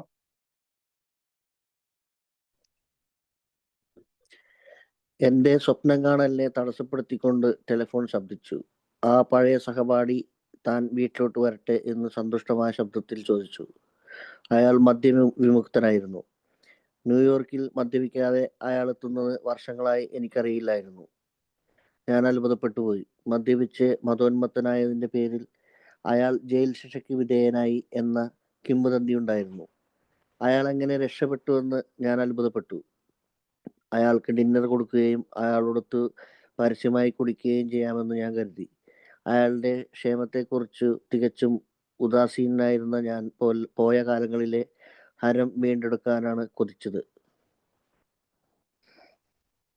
ഓക്കെ, ചിന്തകൾക്ക് വിരാമം ഇട്ടുകൊണ്ട്, അല്ലെങ്കിൽ തന്റെ സ്വപ്നം കാണലിനെ ഇവിടെ പറയുന്നത് മ്യൂസിങ് എന്നാണ്. മ്യൂസിങ് എന്ന് പറഞ്ഞാൽ ചിന്തകൾ എന്നാണ്. അപ്പൊ സ്വപ്നം കാണലിനെ തടസ്സപ്പെടുത്തിക്കൊണ്ട് ടെലിഫോൺ ശബ്ദിച്ചു. ഒരു പഴയ സഹപാഠി, നമുക്കറിയാം, അത് എബി താച്ചറാണ്. അയാൾ വീട്ടിലോട്ട് വരട്ടെ, നമുക്ക് അപ്പോയിന്റ്മെന്റ് എടുത്തുകൊണ്ടാണ് ഇവിടെ പലരും വീട്ടിലോട്ട് വരാം. അപ്പൊ വീട്ടിലോട്ട് വരട്ടെ എന്ന് സന്തോഷമായ ശബ്ദത്തിൽ ചോദിച്ചു. അപ്പൊ എബി താച്ചറൻ ഓക്സ്ഫോർഡ് ഗ്രൂപ്പില് പോയിക്കൊണ്ടിരുന്ന അദ്ദേഹത്തിന്റെ തന്നെ സ്കൂൾ വെർമൗണ്ട് എന്ന് പറയുന്ന ഇവര് ഒന്നിച്ച് സ്കൂളിൽ പഠിച്ചിട്ടുള്ള ആളുകളാണ്. അപ്പം എബി താച്ചറിന് സന്ദേശം കൊടുക്കുന്നത് നമ്മുടെ റോളണ്ട് ഹസാർഡിന്. റോളണ്ട് ഹസാർഡിന് എവിടെ നിന്നാണ് ഈ സന്ദേശം കിട്ടുന്നത്? കാൾ ജങ് എന്ന് പറയുന്ന അക്കാലത്തെ ഏറ്റവും പ്രസിദ്ധനായ സിഗ്മണ്ട് ഫ്രോയിഡ്, മനഃശാസ്ത്രജ്ഞനായ സിഗ്മണ്ട് ഫ്രോയിഡിന്റെ ശിഷ്യന്മാരിൽ ഒരാളായ കാൾ ജങ്ങിൽ നിന്നാണ്. നമുക്കറിയാം, സിഗ്മണ്ട് ഫ്രോയിഡിന് 3 ശിഷ്യന്മാരാണ് നടന്നത്. Alfred Adler, Carl Jung, Erik Erikson എന്ന് പറയുന്ന 3 പേരായിരുന്നു ലോകപ്രശസ്തരായ സിഗ്മണ്ട് ഫ്രോയിഡിന്റെ ശിഷ്യന്മാര്. അപ്പോ സിഗ്മണ്ട് ഫ്രോയിഡിന്റെ അടുത്തേക്ക് എത്താനാണ് റോളണ്ട് ഹസാർഡ് ആദ്യമായിട്ട് അപ്പോയിന്റ്മെന്റ് ചോദിക്കുന്നത്. പക്ഷെ സിഗ്മണ്ട് ഫ്രോയിഡ് തിരക്കായതുകൊണ്ടും പുസ്തകം എഴുതുവാണെന്നൊക്കെ പറഞ്ഞുകൊണ്ട് അദ്ദേഹത്തിന് അപ്പോയിന്റ്മെന്റ് കൊടുത്തില്ല. അതുപോലെ തന്നെ അദ്ദേഹത്തിന് ശേഷം ആൽഫ്രഡ് അഡ്ലറിന്റെ അടുത്തും ഈ റോളണ്ട് ഹസാർഡ്, എബി താച്ചറിന് മെസ്സേജ് കൊടുത്ത റോളണ്ട് ഹസാർഡ് സമീപിക്കുന്നുണ്ട്. ആൽഫ്രഡ് അഡ്ലറും ഇത് കൊടുത്തില്ല, അപ്പോയിന്റ്മെന്റ് കൊടുത്തില്ല. മൂന്നാമതാണ് റോളണ്ട് ഹസാർഡ് കാൾ ജങ്ങിന് അപ്പോയിന്റ്മെന്റ് ചോദിച്ചുകൊണ്ട് സ്വിറ്റ്സർലൻഡിലുള്ള കാൾ ജങ്ങിന് ബന്ധപ്പെടുന്നത്. ഇവിടെ ഒരു ചരിത്രം പറയാൻ വേണ്ടിയിട്ടാണ് ഞാൻ 3 ഭാഗം. ഇദ്ദേഹം സിഗ്മണ്ട് ഫ്രോയിഡിന്റെ അടുത്ത് പോയിരുന്നാലോ ആൽഫ്രഡ് അഡ്ലറിന്റെ അടുത്ത് പോയിരുന്നാലോ ഒരു പക്ഷെ ഇന്ന് ജനിക്കുമായിരുന്നില്ല. കാരണം അവർ രണ്ടുപേരും ഈ ഹയർ പവർ, അല്ലെങ്കിൽ ഒരു ദൈവവിശ്വാസം എന്ന് പറയുന്നത് ഒരു ഞരമ്പ് രോഗമാണെന്ന് വിശ്വസിച്ചിരുന്ന ആൾക്കാണ്. അല്ലെങ്കിൽ അവർക്കൊരു നെർവസ് കംപ്ലൈന്റ് ഉള്ളവർക്ക് മാത്രം വിശ്വസിക്കുന്നതാണെന്നാണ്. പക്ഷെ കാൾ ജങ് അങ്ങനെയല്ല. കാൾ ജങ് ഒരു ആത്മീയ സ്പിരിച്വാലിറ്റിനെ സപ്പോർട്ട് ചെയ്തിരുന്ന ഒരാളാണ്. നമുക്കറിയാം, കാൾ ജങ്ങിന്റെ അടുത്ത് 2-3 പ്രാവശ്യം ഇദ്ദേഹം പോകുന്നുണ്ട്. ആദ്യത്തെ തവണ പോയി തിരിച്ച് പാരീസിലേക്ക് വരുന്ന വഴി ട്രെയിനിൽ വെച്ച് വീണ്ടും റോളണ്ട് ഹസാർഡ് കുടിക്കുന്നുണ്ട്. അദ്ദേഹം 1932 വെർമൗണ്ട് എന്ന് പറയുന്ന സോറി, അപ്പൊ കാൾ ജങ് വീണ്ടും കുടിക്കുന്നുണ്ട്. അപ്പൊ വീണ്ടും കാൾ ജങ്ങിന്റെ അടുത്ത് ചെല്ലുമ്പോൾ കാൾ ജങ് എന്നാ പറയുന്നത്, വൈദ്യശാസ്ത്രത്തിന് കഴിയാവുന്നതെല്ലാം നിനക്ക് നൽകി കഴിഞ്ഞു. എന്റെ കയ്യിലുള്ള വൈദ്യശാസ്ത്രം നൽകാവുന്നതെല്ലാം നിനക്ക് നൽകി കഴിഞ്ഞു. ഇനി നിനക്കൊരു അപ്പൊ വീണ്ടും റോളണ്ട് ഹസാർഡ് ചോദിക്കുന്ന ഒരു കാര്യമുണ്ട്, ഇനിയും ഒരു മാർഗമില്ലേ? ഇനിയും എനിക്ക് മറ്റൊരു മാർഗമില്ലേ എന്ന് ഭയപ്പെടോടുകൂടി. കാരണം നമുക്കറിയാം, റോളണ്ട് ഹസാർഡ് കുടുംബ ബിസിനസ്സിൽ നിന്ന് തഴയപ്പെടുന്ന രീതിയിലായിരിക്കുകയാണ്. കൂട്ടുകാർ അവനെ അവോയ്ഡ് ചെയ്തുകൊണ്ടിരിക്കുകയാണ്. കൂട്ടി നിർത്തേണ്ടത് വളരെ ആവശ്യമാണ്. അപ്പോഴാണ് ഇനിയും ഒരു മാർഗമില്ലേ എന്ന് ചോദിക്കുമ്പോൾ കാൾ ജങ് ആണ് അദ്ദേഹത്തിന് മറ്റ് ഇതുപോലെ ഒരു ആത്മീയമായിട്ട് സ്വയം സഹായം ചെയ്യുന്ന ഓക്സ്ഫോർഡ് ഗ്രൂപ്പ് എന്ന് പറയുന്ന ഒരു ഗ്രൂപ്പ് ഉണ്ടെന്നും അവിടെ പോകാൻ വേണ്ടി. അപ്പൊ അദ്ദേഹം ന്യൂയോർക്കിലെ കാൽവരി മൗണ്ടിൽ പോവുകയും അവിടെ നിന്ന് വെർമൗണ്ടിലേക്ക്, അതായത് എബിയും ബിൽ വിൽസണും ഒക്കെ പഠിച്ചിരുന്ന ആ സ്ഥലത്തേക്ക് പോവുകയും എബിയെ കാണുകയും ചെയ്യുന്നത്. എബി ആ സമയത്ത് ജയിലിലാണ്. കാരണം എബി വാഹനം ഓടിച്ച് ഒരു ലേഡിയുടെ കിച്ചണിലേക്ക് ഇടിച്ചു കയറ്റുകയും അങ്ങനെ അവിടെ അവര് പോലീസിനെ വിളിക്കുകയും പിന്നെ അതുകൂടാതെ 2 പ്രാവശ്യം ജയിലിലായി. അപ്പൊ അതുകൂടാതെ തന്റെ ഫാമിലേക്ക് വന്ന പക്ഷികളെ വെടിവെച്ച് വീഴ്ത്തുക, അയൽവക്കക്കാർ വിളിച്ചു പറയുക, അങ്ങനെ 2 പ്രാവശ്യം ജയിലിൽ. അപ്പൊ നിരന്തര ശല്യമായ എബി. കാരണം എബിയുടെ ഫാമിലി അങ്ങനെ മോശം. അവര് 2-3 മേയർമാരും അങ്ങനെ വളരെ പ്രശസ്തരായിരുന്നു എബിയുടെ ഫാമിലി. അപ്പോ ഇദ്ദേഹത്തിന്റെ ശല്യം കൊണ്ട് ആണ് അവസാനം ഈ ജയിലിലാകുന്നത്. കാരണം 2 കേസ് വന്നപ്പോ ജയിലിൽ അടയ്ക്കുകയാണ്. അപ്പൊ ഇയാളെ കാണാനായിട്ട് റോളണ്ട് ഹസാർഡ് ചെല്ലുന്നുണ്ട്, എബിയെ കാണാനായിട്ട്. നമുക്കറിയാം, ഇപ്പോ എബിയെ കാണാനായിട്ട് 1934 ജയിലിൽ ചെല്ലുന്നു. അവിടെ സീബ്ര ഗ്രാവൽ എന്ന് പറയുന്ന തന്റെ ഒരു GRAVES ഗ്രാവസ്. അപ്പൊ സീബ്ര ഗ്രാവസ് എന്ന് പറയുന്ന സുഹൃത്തുമായിട്ട്, ഓക്സ്ഫോർഡിൽ തന്നെ മറ്റൊരു സുഹൃത്തുമായിട്ടാണ് അവിടെ ചെല്ലുന്നത്. അവിടുത്തെ ജഡ്ജിയുടെ പേര് കോളിൻസ് ഗ്രാവസ് എന്നാണ്. അദ്ദേഹം ഈ സീബ്ര ഗ്രാവസിന്റെ ഫാദറാണ്.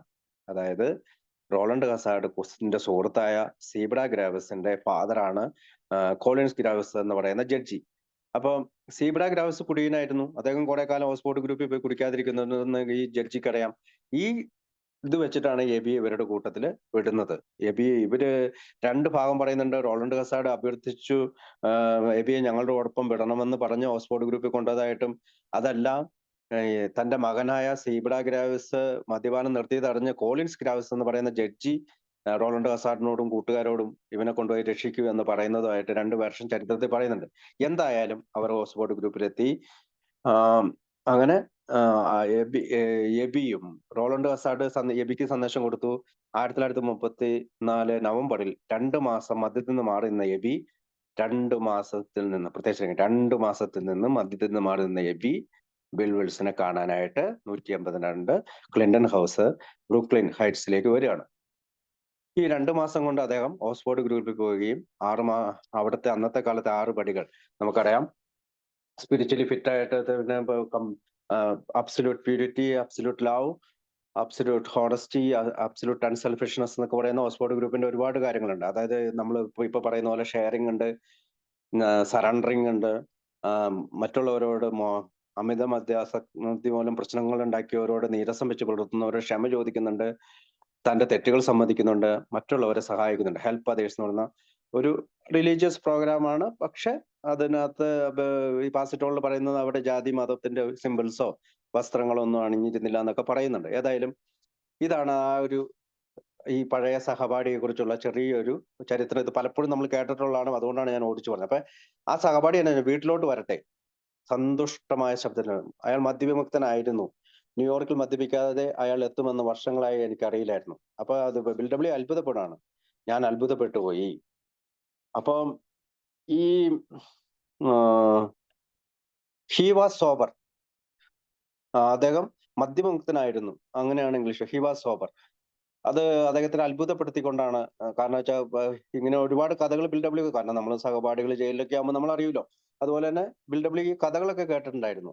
പക്ഷേ എങ്ങനെയാണ് പിന്നെ അവര് തമ്മിൽ ഒരു ഹെലികോപ്റ്റർ ഒക്കെ ഓടിച്ചു പോയതൊക്കെ, ചെറുപ്പകാലത്ത് ഹെലികോപ്റ്റർ ഒക്കെ ഓടിക്കുന്നുണ്ട്. മറ്റേ മാഞ്ചസ്റ്റർ എയർപോർട്ടിലെ ആദ്യത്തെ ഹെലികോപ്റ്റർ ഇവര് മദ്യപിച്ച് ഓടിച്ചുകയും അവിടെ അത് പത്രത്തിലൊക്കെ വന്നുമൊക്കെ ചെയ്താണ്. ഇവിടെ വെച്ചാണ് ഇദ്ദേഹത്തിനെ കാണുന്നത്. അപ്പൊ മദ്യപിച്ച് മതോന്മത്തനത്തിന് പേര് അയാൾ ജയിൽ ശിക്ഷയ്ക്ക് വിധേയനായ എന്ന കിംവദന്തി ഉണ്ടായിരുന്നു. കിംവദന്തി നമ്മൾ നമ്മുടെ കൂട്ടുകാരെ പറ്റി അവിഖ്യാതി കേൾക്കുക, കിംവദന്തി കേൾക്കുക. അയാൾ എങ്ങനെ രക്ഷപ്പെട്ടുവെന്ന് ഞാൻ അത്ഭുതപ്പെട്ടു. ഇപ്പൊ ഈ പറഞ്ഞ പോലെ നേരത്തെ ഞാൻ പറഞ്ഞ ആ ചരിത്രം പറയുന്നത് പോലെ അദ്ദേഹം ജയിലിലായിരുന്നു എന്നാണ് ബിൽ ഡബ്ല്യു വിചാരിച്ചിരുന്നത്. ഇപ്പോൾ എന്നിൽ ഞാൻ കാണാൻ വരട്ടെ എന്ന് ചോദിക്കുന്നത്. അയാൾക്ക് ഡിന്നർ കൊടുക്കുകയും അയാളോടൊത്ത് പരസ്യമായി കുടിക്കുകയും ചെയ്യാമെന്ന് ഞാൻ കരുതി. അപ്പൊ ബിൽ ഡബ്ല്യുവിന്റെ വിചാരം വരട്ടെ, കൂട്ടുകാരൻ വരട്ടെ, ഡിന്നർ കൊടുക്കണം, അവന്റെ ഒപ്പം ഇരുന്ന് കുടിക്കാം. അയാളുടെ ക്ഷേമത്തെക്കുറിച്ച് തികച്ചും ഉദാസീനനായിരുന്ന ഞാൻ പോയ കാലങ്ങളിലെ ഹരം വീണ്ടെടുക്കാനാണ് കുതിച്ചത്. പോയ കാലങ്ങളിലെ ഹരം. ഇവിടെയാണ് ഈ പറയുന്ന his coming was an oasis in this dreary desert of futility, the very thing on us. Drinkers are like that. അതായത് drinkers are like that എന്നും കൂടി പറയുന്നുണ്ട്. അതായത് പോയ കാലങ്ങളിലെ ഹരം വീണ്ടെടുക്കുക. നമ്മളെപ്പോഴും കുടിച്ചുകൊണ്ടിരുന്നത്, പണ്ട് കുടിച്ചുകൊണ്ടിരുന്ന നല്ല കാലങ്ങൾ ഓർത്തിട്ടാണ്. നമ്മൾ ഒരിക്കലും നമുക്ക് കുടിച്ചിട്ടുണ്ടായ പ്രശ്നങ്ങളെ ഓർത്തിട്ട് നമ്മൾ കുടിച്ചിട്ടില്ല. നമ്മൾക്ക് കൂട്ടുകാരോടൊപ്പം സുഖമായിരുന്നു കുടിച്ചതും ഒന്നിച്ചിരുന്ന് നല്ല രീതിയിൽ പോയതൊക്കെയാണ് അതിനകത്ത് പറയാം. അപ്പൊ ഇവിടെ നമുക്ക് ഏകദേശം ഈ ബിൽ ഡബ്ല്യുവിന്റെ എൻഡ് ഓഫ് പാർട്ട് 1 എന്നാണ് എന്നോട് എന്റെ സ്പോൺസർ പറഞ്ഞിട്ടുള്ളത്. ഇത് അദ്ദേഹത്തിന്റെ ഒരു ഭാഗമാണ്, ആദ്യത്തെ ഭാഗമാണ്. അടുത്ത് വായിക്കാമോ? ആ സമയത്തേക്ക് ഓക്കെ, ഞാൻ വായിക്കാം. ആ സമയത്തേക്ക് മധുരോത്സവം പൂർത്തീകരിക്കാൻ ശരിക്കും ഒരു സങ്കല്പ വിമാനം ഒരുക്കിയിട്ടുണ്ടായിരുന്നു. നിഷ്ഫലതയുടെ വരണ്ട ഈ ഭൂമിയിൽ ഒരു മച്ച പോലെയായ അയാളുടെ വരവ്. അത് തന്നെ ഒരു മരിപ്പച്ച. കുടിയന്മാരൊക്കെ അങ്ങനെയാണ്. ഇവിടെ വെച്ചിട്ടാണ് നമ്മൾ ഇത് അവസാനിപ്പിക്കുന്നത്. ഇപ്പൊ നമ്മുടെ ഈ മലയാളം പാരഗ്രാഫുകൾ സ്പ്ലിറ്റ് ചെയ്ത് കൊണ്ടാണ് സംശയം. അപ്പൊ അവിടെ വെച്ചിട്ടാണ് ആദ്യത്തെ ഭാഗം. അവിടെ ഒരു വരയിടുവാണെങ്കിൽ എൻഡ് ഓഫ് പാർട്ട് 1 എന്ന് എഴുതി വെച്ചാല് അതാണ്. ഇനി അടുത്ത പാർട്ട് 2 ആണ്. അപ്പൊ പറഞ്ഞോളൂ. വാതിൽ തുറന്നു. വാതിൽ തുറന്നു. പുതുമയാർന്നും തിളക്കത്തോടും അയാൾ നിൽക്കുന്നു. അയാളുടെ കണ്ണുകൾക്ക് എന്തോ ഒരു പ്രത്യേകത തോന്നി. അയാൾ അവാച്യമായ തോതിൽ വ്യത്യസ്തനായിരുന്നു എന്നാണ് സംഭവിച്ചിട്ടുണ്ടാവുക. ഞാൻ മേശക്കരികിലൂടെ ഒരു പെഗ് അയാൾക്ക് നീട്ടി. അയാൾ അത് നിരസിച്ചു. നിരാശ തോന്നിയെങ്കിലും ജിജ്ഞാസയോടെ ഇയാൾക്ക് എന്തു പറ്റി എന്ന് ഞാൻ അത്ഭുതപ്പെട്ടു. അയാൾ നേരത്തെ ഉണ്ടായിരുന്ന ആളായിരുന്നില്ല. വരൂ, ഇതെന്താണ് ഇങ്ങനെയൊക്കെ? ഞാൻ ചോദിച്ചു. അയാൾ എൻ്റെ നേരെ നോക്കി ലളിതമായി എന്നാൽ പുഞ്ചിരിയോടെ പറഞ്ഞു, എനിക്ക് മതമുണ്ട്. ഞാൻ ഞെട്ടിപ്പോയി. അപ്പോൾ അതാണ് കാര്യം. കഴിഞ്ഞ വേനലിൽ ഒരു കുടിഭ്രാന്തൻ, ഇപ്പോൾ അല്പം മതഭ്രാന്തുള്ളവൻ. ഇയാൾക്ക് അതേ തിളങ്ങുന്ന കണ്ണുകളോടെയുള്ള ഭാവം തന്നെ. തീർച്ചയായും അയാൾ ആകെ കുഴപ്പത്തിൽപ്പെട്ടിരിക്കുന്നു എന്നത് ശരി തന്നെ. അയാളുടെ ഹൃദയം അനുഗ്രഹീതമാവട്ടെ. അയാൾ ചിലച്ചോട്ടെ. എന്തായാലും എൻ്റെ ബിയർ അയാളുടെ വേദോപദേശങ്ങളെക്കാൾ കൂടുതൽ സമയത്തേക്കുണ്ട്. ഓക്കെ, അപ്പം വാതിൽ തുറന്നു. The door open and the stood there fresh skinned and glowing. അപ്പൊ ഈ പറയുന്ന എബിയുടെ മുഖത്തുണ്ടാകുന്ന 2-3 മാസം കൂടി നിർത്തിയപ്പോൾ അദ്ദേഹത്തിന്റെ മുഖത്തുണ്ടാകുന്ന ഒരു ഇതിനെ പറ്റിയാണ് പറയുക. അപ്പോൾ there was something about his eyes. He was inexplicably different. What had happened? And I pushed a drink across the table. അപ്പൊ അവനൊരു മദ്യം വെച്ച് നീട്ടുന്നുണ്ട്. അയാൾ ഇത് കുടിച്ചോണ്ടിരിക്കുകയാണ് BW. പക്ഷെ അദ്ദേഹം നിരസിക്കുന്നുണ്ട്. അയാൾ നേരത്തെ ഉണ്ടായിരുന്ന ആളല്ല. അയാൾക്കൊരു മാറ്റം വന്നിരിക്കുന്നു, ഒരു സൈക്കിക് ചേഞ്ച് വന്നിരിക്കുന്നു, മാനസികമായിട്ടുള്ള മാറ്റം വന്നിരിക്കുന്നു. ഞാൻ ഞെട്ടിപ്പോയി. അയാൾ നേരത്തെ ആളായിരുന്നില്ല. വരൂ, എന്താണ് ഇതൊക്കെ? ഞാൻ ചോദിച്ചു. അയാൾ എന്റെ നേരെ നോക്കി ലളിതമായി പറഞ്ഞു, എനിക്കൊരു മതമുണ്ട്. അപ്പൊ ഐ വാസ് ഷോക്ക്ഡ് എന്നാണ് BW പറയുന്നത്.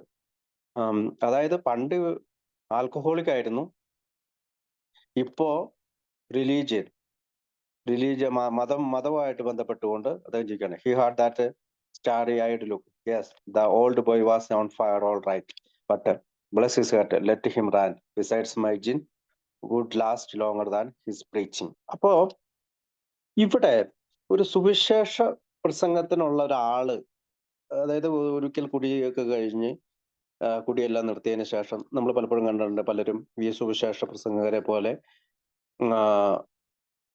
പ്രസംഗിക്കുന്നത്. അപ്പൊ BW വരൂ, എന്താണ് ഇതൊക്കെ? ഞാൻ ചോദിച്ചു. അയാൾ എന്റെ നേരെ ലളിതമായി എന്നാൽ പിന്നീട് എനിക്ക് മതമുണ്ട്. ഞാൻ ഞെട്ടിപ്പോയി. ഒരു കുടിഭ്രാന്തൻ, ഒരു കാലത്ത് കുടിഭ്രാന്തനായിരുന്നു, ഇപ്പൊ മതഭ്രാന്തനായി. അപ്പോ അദ്ദേഹം അയാൾ ചിലച്ചോട്ടെ എന്ന് പറയുന്നുണ്ട്. എന്ന് വെച്ചാൽ പ്രീച്ചിങ് ഒരു അൺഅക്സെപ്റ്റബിൾ ആയിട്ടുള്ള, പ്രത്യേകിച്ച് നമ്മളെ പോലുള്ള മധ്യാസക്തരുടെ ഇടയിൽ സുവിശേഷവൽക്കരണം അല്ലെങ്കിൽ സുവിശേഷ പ്രഘോഷകനെ പോലെ സംസാരിക്കുക എന്ന് പറഞ്ഞാൽ അൺഅക്സെപ്റ്റബിൾ ആണ്. അപ്പൊ അതാണ് അവിടെ പറഞ്ഞത്, അയാൾ ചിലച്ചോട്ടെ. അപ്പൊ ചിലച്ചോട്ടെ, എന്റെ ബിയർ അയാളുടെ വേദോപദേശങ്ങളെക്കാൾ കൂടുതൽ സമയത്തേക്കുണ്ട്. അപ്പൊ ഒരു വേദോപദേശം അല്ലെങ്കിൽ ഒരു സുവിശേഷവൽക്കരണം ചെയ്യാൻ വരുന്ന ഒരാളെ പോലെയാണ് യഥാർത്ഥത്തിൽ BW തോന്നുന്നത്. അപ്പൊ അത് BW തോന്നലാണ്. അത് അടുത്ത ഭാഗം വായിക്കാം. പക്ഷേ അയാൾ ഒന്നും പുലമ്പിയില്ല.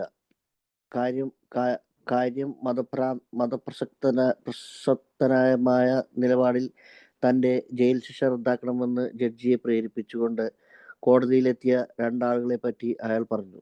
അവർ ലളിതമായൊരു മതാനുഷ്ഠാന പദ്ധതിയെപ്പറ്റിയും ഒരു പ്രവർത്തന പരിപാടിയെക്കുറിച്ചും പറഞ്ഞു. അത് 2 മാസത്തിനു മുമ്പായിരുന്നു. ഫലം സുവ്യക്തമായിരുന്നു. അത് ഫലിച്ചു. അയാൾ വന്നിരിക്കുന്നത് അയാളുടെ അനുഭവം എനിക്ക് പകർന്നു തരുന്നതിനാണ്. എന്നെനിക്കു വേണമെന്നുണ്ടെങ്കിൽ ഞാൻ ഷോക്കേറ്റ പോലെ ആയെങ്കിലും ഞാൻ അതിൽ തൽപരനായി. തീർച്ചയായും ഞാൻ താല്പര്യമുള്ളവനായിരുന്നു. എനിക്ക് അങ്ങനെ ആകേണ്ടതുണ്ടായിരുന്നു, കാരണം ഞാൻ പ്രതീക്ഷയറ്റവനായിരുന്നു. മണിക്കൂറുകളോളം. പക്ഷെ അയാൾ ഒന്നും പുലമ്പിയില്ല. BW ചിന്തിച്ച പോലെ ഒന്നും അയാൾ സംസാരിച്ചില്ല.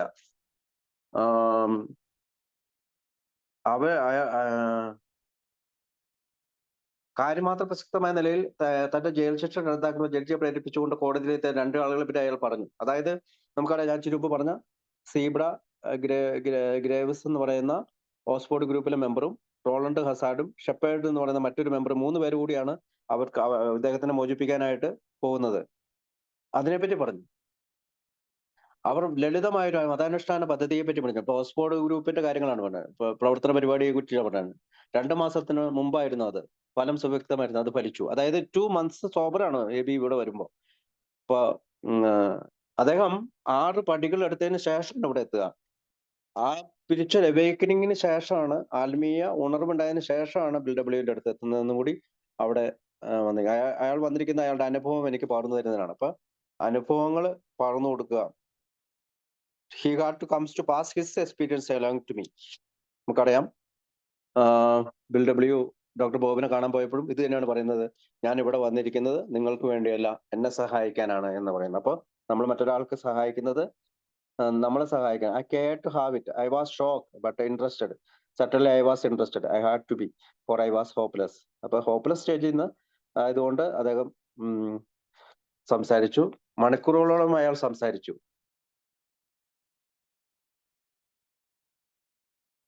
ശൈശവ ചിന്തകൾ എന്റെ മുന്നിൽ ഉയർന്നു. നിശബ്ദമായ ഞായറാഴ്ചകളിൽ കുന്നിൻ ചെരുവിലെ മതപ്രസംഗികന്റെ ശബ്ദം എന്റെ ചെവിയിൽ പുഴകി. സ്വീകരിക്കുന്നതിനായി അർപ്പിക്കപ്പെട്ടതും ഞാൻ ഒരിക്കലും ഒപ്പിടുവാൻ തയ്യാറാകാത്തതുമുള്ള മദ്യനിയന്ത്രണത്തിലുള്ള പ്രതിജ്ഞകൾ ഞാൻ ഓർത്തു. എന്റെ പിതാമഹന്റെ പള്ളിക്കാരിൽ ചിലരോടും അവരുടെ പ്രവൃത്തികളുടെ സൗമ്യത കലർന്ന വെറുപ്പ് എന്റെ ഓർമ്മയിലെത്തി. ഗോളങ്ങൾക്ക് അവയുടേതായ സംഗീതമുണ്ടെന്ന് അദ്ദേഹത്തിന്റെ നിർബന്ധം. പക്ഷെ അവ എങ്ങനെ ശ്രദ്ധിക്കണമെന്ന് അദ്ദേഹത്തോട് പറയാനുള്ള മതപ്രാസംഗികന്റെ അവകാശത്തിൽ നിഷേധം. മരിക്കുന്നതിന് തൊട്ടു മുമ്പ് ഇതൊക്കെ പറഞ്ഞപ്പോൾ അദ്ദേഹത്തിന്റെ നിർഭയത്വം, ഈ ഗതകാല സ്മരണകളൊക്കെ ഉയർന്നു പൊങ്ങി വന്നു. അവ എന്നെ നിരുദ്ധഖണ്ഡനാക്കി. എബി എന്തോരം സംസാരിച്ചു, എത്ര മണിക്കൂർ സംസാരിച്ചു കൃത്യമായിട്ട് അവൈലബിലിറ്റി ഇല്ല. പക്ഷെ മണിക്കൂറുകളോളം അയാൾ സംസാരിച്ചു. ശൈശവ ചിന്തകൾ എന്റെ മുന്നിൽ ഉയർന്നു വന്നു. അതായത് പെട്ടെന്ന് അദ്ദേഹത്തിന്റെ ബിൽ ഡബ്ല്യുവിന്റെ ചൈൽഡ്ഹുഡ് മെമ്മറീസ് ആണ് വരുന്നത്. അന്ന് പള്ളിയിൽ പോയിക്കൊണ്ടിരുന്നപ്പോ അവിടെ ഉണ്ടായിരുന്ന മതപ്രഭാഷകര് ഞായറാഴ്ചകളില് കുന്നിൻ ചെരുവുകളിലെ പള്ളിയിലിരുന്ന് ശബ്ദിക്കുന്ന പല കാര്യങ്ങളൊക്കെ മുഴങ്ങി വന്നുണ്ട്. പിന്നെ അന്നത്തെ കാലത്ത് ഈ മദ്യ നിയന്ത്രണത്തിനുള്ള പ്രതിജ്ഞകൾ എടുത്ത് ഒപ്പിടാറുണ്ടായിരുന്നു.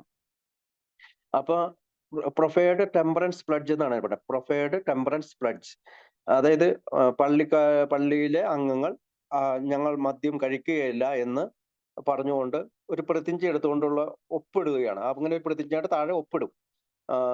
അപ്പൊ ഇദ്ദേഹത്തിന്റെ ഗ്രാൻഡ് ഫാദർ ഇപ്പൊ ഈ പറയുന്ന മദ്യപാനം നിർത്തിയ ഒരാളാണ്, സ്പിരിച്വൽ അവേക്കനിങ്ങിലൂടെ. അത് ഞാൻ കഴിഞ്ഞ ആഴ്ച പറഞ്ഞാണ്. അപ്പൊ പള്ളിക്കാരിൽ ചിലരോടും അവരുടെ പ്രവർത്തനങ്ങളിൽ സൗമ്യത കലർന്ന ഒരു വെറുപ്പ് ഈ ഗ്രാൻഡ് ഫാദറിന് സൗമ്യത കലർന്ന വെറുപ്പ് എന്നാണ് വെച്ചാൽ അദ്ദേഹം അഗ്രസീവ് ആയിരുന്നില്ല. പള്ളിയിലൊക്കെ പോകുമായിരുന്നു, പക്ഷെ ഇതിനകത്ത് ചില മുറിവുറുപ്പുകൾക്കൊക്കെ അദ്ദേഹം ഉണ്ടായിരുന്നു. അപ്പൊ but his denial of the preachers right to tell him how he must listen.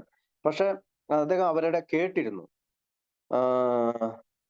ശ്രദ്ധിക്കണം, അവർ പറയുന്നത് ശ്രദ്ധിക്കണമെന്നുള്ളത് അല്ല, അതായത് മതപ്രസംഗികര് പ്രസംഗിക്കുമ്പോൾ അത് കേൾക്കാതിരിക്കാനുള്ള അവകാശത്തിനുള്ള നിഷേധം, മരിക്കുന്നതിന് തൊട്ടു മുമ്പ് ഇതൊക്കെ പറഞ്ഞപ്പോഴുള്ള അദ്ദേഹത്തിന്റെ നിർഭയത്വം. അപ്പൊ മരിക്കുന്നതിന് തൊട്ടു മുമ്പ് ഇതൊക്കെ ഈ ഗ്രാൻഡ് പേരന്റ് ഇദ്ദേഹത്തിനോട്, അതായത് മുത്തച്ഛൻ ബിൽ ഡബ്ല്യുവിനോട് പറഞ്ഞിട്ടുണ്ട് എന്ന് വേണം അവിടുന്ന് മനസ്സിലാക്കാൻ. അതായത് മതപ്രാസംഗികന്റെ അവകാശത്തോടുള്ള നിഷേധം, മരിക്കുന്ന തൊട്ടും അതൊക്കെ പറഞ്ഞപ്പോൾ അദ്ദേഹത്തിന്റെ നിർഭയത്വം. ഇപ്പൊ നിർഭയം കൂടാതെ അദ്ദേഹം പറഞ്ഞു എന്ന് ഇതൊക്കെ ഒപ്പിങ്ങി വന്നു. അത് നിരുദ്ധ ഖണ്ഡനാക്കി എന്നാണ് അദ്ദേഹം പറയാ. അടുത്ത വായിക്കാം. പഴയ വിഞ്ചസ്റ്റർ കത്തീഡ്രലിലെ ആ യുദ്ധകാല ദിവസം വീണ്ടും മനസ്സിലേക്ക് ഓടിയെത്തി. എന്നേക്കാൾ വലിയ ഒരു ശക്തിയിൽ ഞാനിപ്പോഴും വിശ്വസിച്ചിട്ടുണ്ടായിരുന്നു. ഞാനെപ്പോഴും ഇവയെപ്പറ്റിയൊക്കെ ചിന്തിച്ചിട്ടുമുണ്ടായിരുന്നു. ഞാനൊരു നിരീശ്വരവാദിയായിരുന്നില്ല. യഥാർത്ഥത്തിൽ ആരും അങ്ങനെയല്ല. കാരണം അതിൻ്റെ അർത്ഥം ഈ പ്രപഞ്ചം ഉടലെടുത്തത് ശൂന്യതയിൽ നിന്നാണെന്നും അതെങ്ങോട്ടൊന്നില്ലാത്ത പാഞ്ഞുകൊണ്ടിരിക്കുകയാണെന്നുമുള്ള വിചിത്രമായ ആശയത്തിലുള്ള അന്ധമായ വിശ്വാസം എന്നാണ്. ഭൗതിക നായകന്മാരും രസതന്ത്രജ്ഞന്മാരും ജ്യോതിശാസ്ത്രജ്ഞന്മാരും പരിണാമവാദികൾ പോലും പ്രവർത്തനക്ഷമവും വിപുലവുമായ പല നിയമങ്ങളെയും ശക്തികളെപ്പറ്റിയും പറഞ്ഞിട്ടുണ്ട്. വിരുദ്ധമായ സൂചനകൾ ഉണ്ടായിരുന്നിട്ട് കൂടിയും എല്ലാറ്റിനും താഴെ കുടികൊള്ളുന്ന ഒരു ശക്തമായ ഉദ്ദേശത്തെക്കുറിച്ചും താളക്രമത്തെക്കുറിച്ചും എനിക്ക് സംശയമേ ഉണ്ടായിരുന്നില്ല. മാറ്റാൻ കഴിയാത്തതും സംക്ഷിപ്തവുമായ നിയമങ്ങൾ യാതൊരു ബുദ്ധികൂർമ്മതയുമില്ലാത്ത ഉണ്ടാവുക എന്നത് എങ്ങനെ സംഭവിക്കാനാണ്? പരിധിയും സമയവും അറിയാത്ത ഒരു പ്രപഞ്ചശക്തിയിൽ എനിക്ക് തികച്ചും വിശ്വസിക്കേണ്ടി വന്നു. പക്ഷേ അത്രമാത്രമേ ഞാൻ പോയിട്ടുണ്ടായിരുന്നുള്ളൂ. ഓക്കെ. വൈദികന്മാരും ലോകത്തിലെ മതങ്ങളുമായുള്ള എൻ്റെ ബന്ധം അവിടം കൊണ്ട് അവസാനിച്ചു. അവരെന്നോട് സ്നേഹസ്വരൂപനും അമാനുഷിക ശക്തിയും വഴികാട്ടിയുമായ ദൈവത്തെക്കുറിച്ച് വ്യക്തമായി സംസാരിച്ചപ്പോൾ ഞാൻ വെറുപ്പുള്ളവനായി മാറുകയായി. അത്തരമൊരു സിദ്ധാന്തത്തിനെതിരെ ഞാൻ മനസ്സ് കൊട്ടിയടക്കുകയും ചെയ്തു. ഓക്കെ. അപ്പൊ എന്നേക്കാൾ ഒരു വലിയ ശക്തി ഞാൻ എപ്പോഴും വിശ്വസിച്ചിട്ടുണ്ട്. അപ്പൊ സ്റ്റെപ്പ് 2 ബിൽഡബ്ല്യുവിന്റെ ഒരു സ്റ്റെപ്പ് 2 അവിടെ തുടങ്ങുകയാണ് അല്ല, ഒരു സ്പിരിച്വാലിറ്റി. അതിനു മുമ്പ് അദ്ദേഹത്തിന്റെ ഒരു ലൈൻ, അതായത് അദ്ദേഹത്തിന്റെ മുത്തച്ഛൻ പറഞ്ഞ പല കാര്യങ്ങളും അദ്ദേഹത്തിന് മനസ്സിലായില്ല. അദ്ദേഹത്തിന് ഓർമ്മ വന്നെങ്കിലും ഇവിടെ ഇതിനകത്ത് ദേ മേഡ് മീ സോളോ ഹാർഡ് എന്നാണ്, അതായത് മനസ്സിലാക്കാൻ ബുദ്ധിമുട്ടുള്ളതാക്കി തീർന്നു എന്നുള്ളതാണ്. പക്ഷെ that water day in old Manchester cathedral came back in. ഇവിടെ നമുക്ക് ഓർക്കാം, നമ്മൾ പണ്ട് അല്ല കഴിഞ്ഞ ആഴ്ച പറഞ്ഞാണ് ആ വിഞ്ചസ്റ്റർ കത്തീഡ്രലിലെ ഒരു സൈനികന്റെ, ഒരു ഗ്രനേഡിയർ, അതായത് കൈകൊണ്ട് ഗ്രനേഡ് എറിയാൻ പ്രാഗൽഭ്യമുള്ള ഒരു പട്ടാളക്കാരൻ കോൾഡ് ബിയർ കഴിച്ച് മരിച്ചു പോയതിന്റെ ഇത് കാണുമ്പോൾ അദ്ദേഹത്തിന്റെ ഒരു ആത്മീയ അനുഭവം ഉണ്ടാകുന്നതായിട്ടും, അല്ലെങ്കിൽ ഒരു തോട്ട് ഉണ്ടാകുന്നതൊക്കെ ആയിട്ട് നമ്മൾ കഴിഞ്ഞ ആഴ്ച പറഞ്ഞാണ്. അപ്പോൾ പഴയ വിഞ്ചസ്റ്റർ കത്തീഡ്രലിലെ യുദ്ധകാല ദിവസം വീണ്ടും മനസ്സിലേക്ക് ഓടിയെത്തി. അപ്പൊ ബൈബിളിന്റെ ഈ എബി വന്നപ്പോ അത് ഓടിയെത്തുകയാണ്. അതായത് എന്നേക്കാൾ ഒരു വലിയ ശക്തിയിൽ ഞാൻ എപ്പോഴും വിശ്വസിച്ചിട്ടുണ്ട്. ഞാൻ എപ്പോഴും ഇവയെ പറ്റി ചിന്തിച്ചിട്ടുണ്ടായിരുന്നു. ഞാനൊരു നിരീശ്വരവാദി ആയിരുന്നില്ല. അപ്പൊ അവിടെ അങ്ങനെ ഒരു കാര്യം പറയാം. ഞാനൊരു നിരീശ്വരവാദി ആയിരുന്നില്ല. നിരീശ്വരവാദി എന്ന് പറഞ്ഞാല് ദൈവമോ ദൈവങ്ങളോ ഉണ്ടെന്ന് തെളിവുണ്ടെങ്കിൽ വിശ്വസിക്കാമെന്ന് പറയുന്നു. തെളിവുകൾ ഉണ്ടെങ്കിൽ വിശ്വസിക്കാമെന്ന് പറയുന്നവരെയാണ് നമ്മൾ നിരീശ്വരവാദികൾ എന്ന് പറയുന്നത്. അവർ ഈശ്വരൻ ഇല്ല എന്നല്ല പറയുന്നത്. ഈശ്വരൻ ഇല്ല എന്ന് പറയുന്നതിനേക്കാൾ ഉപരി തെളിവുണ്ടെങ്കിൽ ഞാൻ വിശ്വസിക്കാം, അങ്ങനെയുള്ളവരെയാണ്. നമുക്ക് അതിനെപ്പറ്റി കൂടുതൽ പറയണ്ട. ഞാൻ അതിനെ പറ്റി ഒരു ചെറിയ ഇത് പറഞ്ഞു മാത്രം. അപ്പം I had still believed in power greater than myself. അപ്പൊ step 2, few people really are for that means blind faith of the strange proposition that his universe originated in zero. അപ്പൊ ചില ആൾക്കാർ ഈ പ്രപഞ്ചം ഉടലെടുത്തത് ശൂന്യതയിൽ നിന്നാണ്, അതുമാത്രമല്ല അത് എങ്ങോട്ട് നിന്ന് പാഞ്ഞുകൊണ്ടിരിക്കണം, വിചിത്രമായ ആശയത്തിനുള്ള അന്ധമായ വിശ്വാസം എന്നാണ്. അപ്പൊ അദ്ദേഹത്തിന് ഭൗതിക നായകന്മാരും രസതന്ത്രജ്ഞന്മാരും ജ്യോതിശാസ്ത്രജ്ഞന്മാരും പരിണാമവാദികൾ പോലും പ്രവർത്തനക്ഷമവും വിപുലവുമായ പല നിയമങ്ങളെ പറ്റിയും ശക്തികളെ പറ്റിയും പറഞ്ഞിട്ടുണ്ട്. അപ്പം ഇതിനകത്ത് my intellectual heroes, the chemists, the astronomers, even the evaluationists suggested vast laws and forces at work. അതായത് പ്രപഞ്ചം എങ്ങനെ ഉണ്ടായതിനെ കുറിച്ച് പല ആശയങ്ങളും നമുക്കുണ്ട്. വിരുദ്ധമായ സൂചന ഉണ്ടായിരുന്നതോടുകൂടിയും എല്ലാത്തിനും താഴെ കുടികൊള്ളുന്ന ഒരു ശക്തമായ ഉദ്ദേശത്തെക്കുറിച്ചും താളക്രമത്തെക്കുറിച്ചും എനിക്ക് സംശയമേ ഉണ്ടായിരുന്നില്ല. മാറ്റാൻ കഴിയാത്തതും സംക്ഷിപ്തവുമായ നിയമങ്ങൾ യാതൊരു ബുദ്ധികൂർമ്മതയും ഇല്ലാതെ ഉണ്ടാവുക എന്നതിനെ പറ്റിയാണ്. പരിധിയും സമയമോടെ ഒരു പ്രപഞ്ചശക്തിയിൽ എനിക്ക് തികച്ചും പക്ഷെ അത് മാത്രമേ ഞാൻ പോയിട്ടുള്ളൂ. അപ്പൊ ഒരു പ്രപഞ്ചശക്തിയില് സ്റ്റെപ്പ് 2, ഒരു പ്രപഞ്ചശക്തിയിലേക്ക് വിശ്വസിക്കേണ്ടതുമായിട്ട് വന്നു. ഇത് നമ്മള് സ്റ്റെപ്പ് 2ന്റെ ഒരു ഭാഗമായിട്ട്, അല്ലെങ്കിൽ ബിൽഡബ്ല്യുവിന്റെ സ്റ്റെപ്പ് 2 എടുത്തതിന്റെ ഭാഗമായിട്ട് നമുക്ക് കാണാവുന്നതാണ്. പിന്നെ വൈദികരും ലോകത്തിലുള്ള മതങ്ങളുടെ എന്റെ ബന്ധം അവിടെ കൊണ്ട് അവസാനിച്ചു.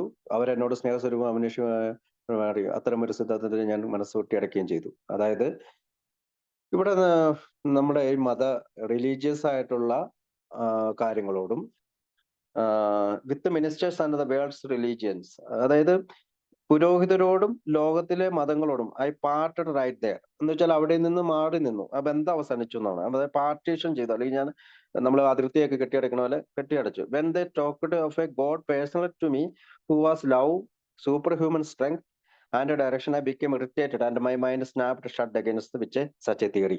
അപ്പൊ അവര് പറയുന്നത് വെച്ചാൽ സൂപ്പർ ഹ്യൂമൻ സ്ട്രെങ്ത് എന്നാണ്. അതായത് സൂപ്പർമാനെ പോലുള്ള ദൈവങ്ങള് അവരെ നിയന്ത്രിക്കുന്നു, അങ്ങനെയുള്ള അതൊക്കെ പലപ്പോഴും ഇറിറ്റേറ്റ് ചെയ്തു എന്നാണ് പറഞ്ഞത്.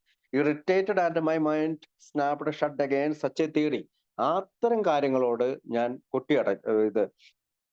കൊട്ടിയടിക്കാം. അപ്പൊ അടുത്ത വരി, ടു ക്രൈസ്റ്റ് ഐ കൺസീൽഡ്, അതായത് ക്രിസ്തുവിന് അദ്ദേഹത്തിന്റെ അവകാശികളായിരുന്നവരെ പിന്തുടരാതെ തന്നെ മഹാനായ മനുഷ്യൻ എന്ന പദവി ഞാൻ കൽപ്പിച്ചു കൊടുത്തിരുന്നു. അതായത് ക്രിസ്ത്യാനിറ്റി, അപ്പൊ നമുക്കറിയാം അന്ന് അമേരിക്കയില് ഒരു മേജർ ആയിട്ടുള്ള റിലീജിയൻ എന്ന് പറഞ്ഞാൽ ക്രിസ്ത്യാനിറ്റി ആയിരിക്കണം. മറ്റു മതങ്ങൾ അവിടെ ഉണ്ടായിരിക്കാം, പക്ഷെ മേജർ പങ്ക് ക്രിസ്ത്യൻ എന്ന് പറയുന്ന റിലീജിയനാണ്. To Christ I conceded the certainty of a great man. അതായത് ക്രിസ്തുവിനെ ഞാൻ വലിയൊരു മനുഷ്യനായിട്ട് കാണുന്നുണ്ട്, മഹാനായ മനുഷ്യൻ തന്നെ. ആ പദവി അയാൾക്ക് കൊടുക്കുന്നുണ്ട്. പക്ഷേ ഞാൻ ക്രിസ്തുവിന്റെ അവകാശികളാണ്, അല്ലെങ്കിൽ ക്രിസ്ത്യൻ ഫോളോവേഴ്സിനെ ഞാൻ അധികം പിന്തുടർന്നിട്ടില്ല എന്നാണ് അദ്ദേഹം അവിടെ പറയുന്നത്. To Christ I considered the certainty of a great man, not too closely followed by those who claimed him. അതായത് അദ്ദേഹത്തിനെ ഫോളോ ചെയ്യുന്നു എന്ന് പറയുന്നവരെ എന്ന് വെച്ചാൽ പലപ്പോഴും നമുക്ക് അവരുടെ പുരോഹിതന്മാർക്കും മറ്റുള്ളവർക്കും ഉള്ള പല പ്രശ്നങ്ങളെയും അദ്ദേഹത്തിനെ അലട്ടിയിരുന്നിരിക്കാം. അദ്ദേഹത്തിന്റെ ധാർമ്മിക ബോധങ്ങൾ ഏറ്റവും വൈശിഷ്ട്യമാണ്. അതായത് ക്രിസ്തുവിന്റെ ധാർമ്മിക ബോധ്യങ്ങൾ, his moral teaching most excellent എന്നാണ് ഇംഗ്ലീഷ് പറയാം. എന്നെ സംബന്ധിച്ചിടത്തോളം എനിക്ക് സൗകര്യപ്പെടുത്തുമെന്ന് തോന്നുകയും വലിയ ബുദ്ധിമുട്ടിലെന്ന് കാണപ്പെടുകയും ആയ ഭാഗങ്ങൾ ഞാൻ സ്വീകരിച്ചിട്ടുണ്ടായിരുന്നു. ശേഷിച്ചത് ഞാൻ നിരാകരിച്ചു. അതായത് അവിടെ നിന്ന് എടുക്കാവുന്ന നല്ല കാര്യങ്ങളെല്ലാം അദ്ദേഹം എടുത്തിട്ടുണ്ട്. ദ റെസ്റ്റ് ഐ ഡിസ്റിഗാർഡഡ് എന്നുള്ള രീതിയിലാണ്. അപ്പം പ്രീച്ചിങ് അത് ഇഗ്നോർ ചെയ്തു, അദ്ദേഹത്തിനെ ഇറിറ്റേറ്റ് ചെയ്തു. പലപ്പോഴും അദ്ദേഹം പറയുന്നത് ആൽക്കഹോളിക്കിന്റെ അടുത്ത് ഈ പ്രീച്ച് ചെയ്ത് കഴിഞ്ഞാൽ ആൽക്കഹോളിക്കിന് മരണത്തിലേക്ക് നയിക്കുന്നതാണ്. അപ്പം ക്ലോസ് മൈൻഡഡ് ആയിരുന്നു. രണ്ടാമത്തെ പടിയിലെത്തുമ്പോൾ അതൊരു ബാരിയേഴ്സ് ഉണ്ടായിരുന്നു. ഒരു ഡെവലപ്പിംഗ് പവർ ഗ്രേറ്ററാണ് അവർ സെൽസ് എന്ന ഡെവലപ്പിംഗിലേക്ക് വരുന്നുള്ളൂ. അപ്പം മതപരമായ തർക്കങ്ങൾ അവിടെ മുതൽ വായിക്കാവോടാ റോമൽ. മതപരമായ തർക്കങ്ങൾ, രഥപ്പെടുത്തിയ യുദ്ധങ്ങളും തീവെപ്പുകളും കള്ളത്തെളിവുകൾ നൽകുന്നതുമെല്ലാം എന്നെ ഭഗ്നാശയനാക്കി.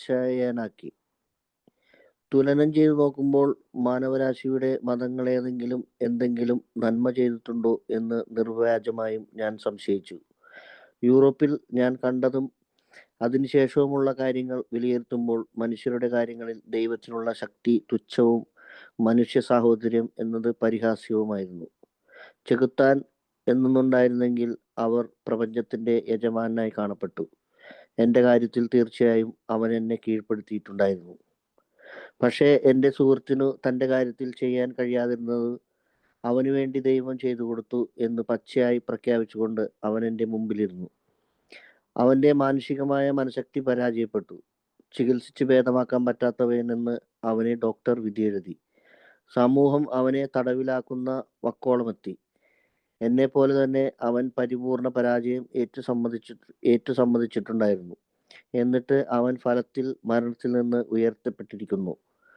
അവൻ അറിഞ്ഞിട്ടുണ്ടായിരുന്നതിൽ ഏറ്റവും ശ്രേഷ്ഠമായ ഒരു ജീവിതത്തിലേക്ക് ചവറ്റുകൂമ്പാരത്തിൽ നിന്ന് പെട്ടെന്ന് വലിച്ചുയർത്തപ്പെട്ടിരിക്കുന്നു. ഓക്കെ, അപ്പോ മതപരമായ തർക്കങ്ങൾ. അപ്പൊ the wars which had been fought the burnings and chicanery that religious dispute had fascinated. അപ്പം മതപരമായ തർക്കങ്ങൾ തരപ്പെടുന്ന യുദ്ധങ്ങളും തീവെപ്പുകളും കള്ളത്തെളിവുകളും നൽകലുമെല്ലാം എന്നെ ഭഗ്നശയനാക്കി. അതായത് ദൈവത്തിലൊഴുക്കി വിശ്വസിക്കുന്നതിലേക്ക് തുലനം ചെയ്തു നോക്കുമ്പോൾ മാനവരാശിയുടെ മതങ്ങൾ എന്തെങ്കിലും നന്മ ചെയ്തിട്ടുണ്ടോ എന്ന് നിർവ്യാജമായും ഞാൻ സംശയിച്ചു. കാരണം ഈ വാറുള്ളതുകൊണ്ട്, അതുകൊണ്ടാണ് സംശയിച്ചത്.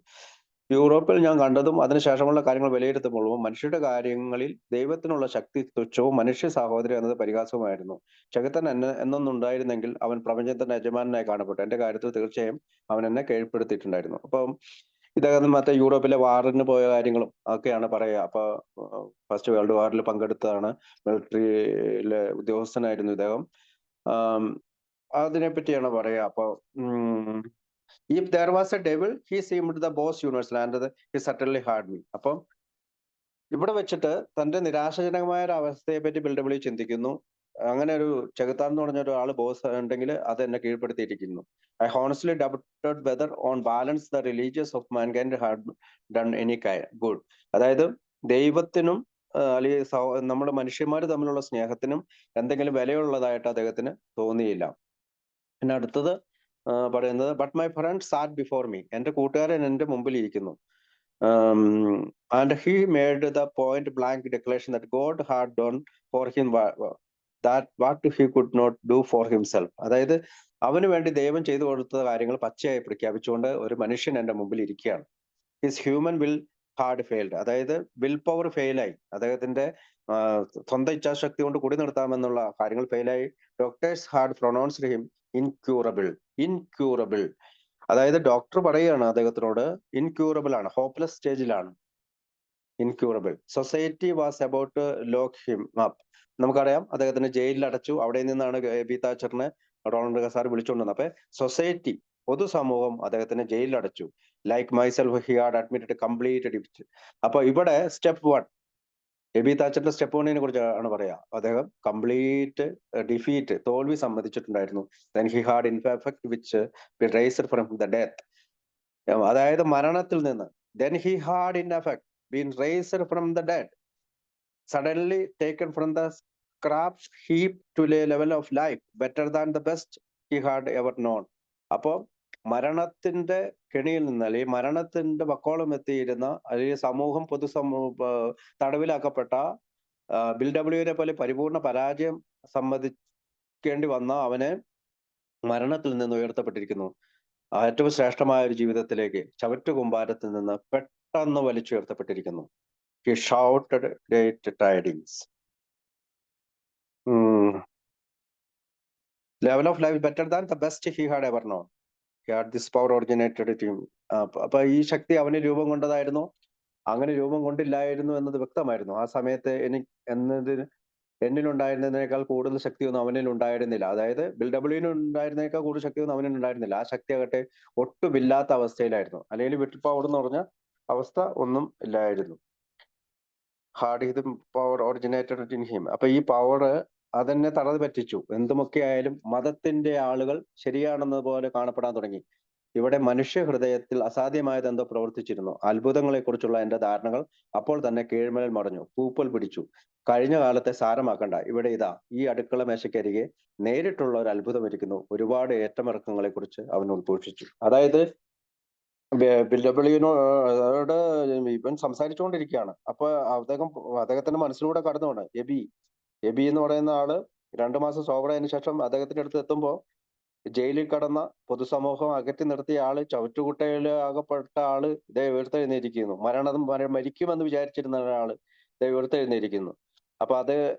അപ്പോ ഒരാള് മറ്റൊരാളോട് കഥ പറയുമ്പോ അതിന്റെ ആഴത്തിലും വെയിറ്റിലും നമ്മൾ പറഞ്ഞിട്ടുണ്ട്. സിൽക്ക് വർത്തിന്റെ ഇതിനകത്ത് പറയുന്നത് ഡെപ്ത് ആൻഡ് വെയിറ്റ് അല്ലെ, ആഴത്തിലും തൂക്കത്തിലും പറയണമെന്ന് പറയുന്നുണ്ട്.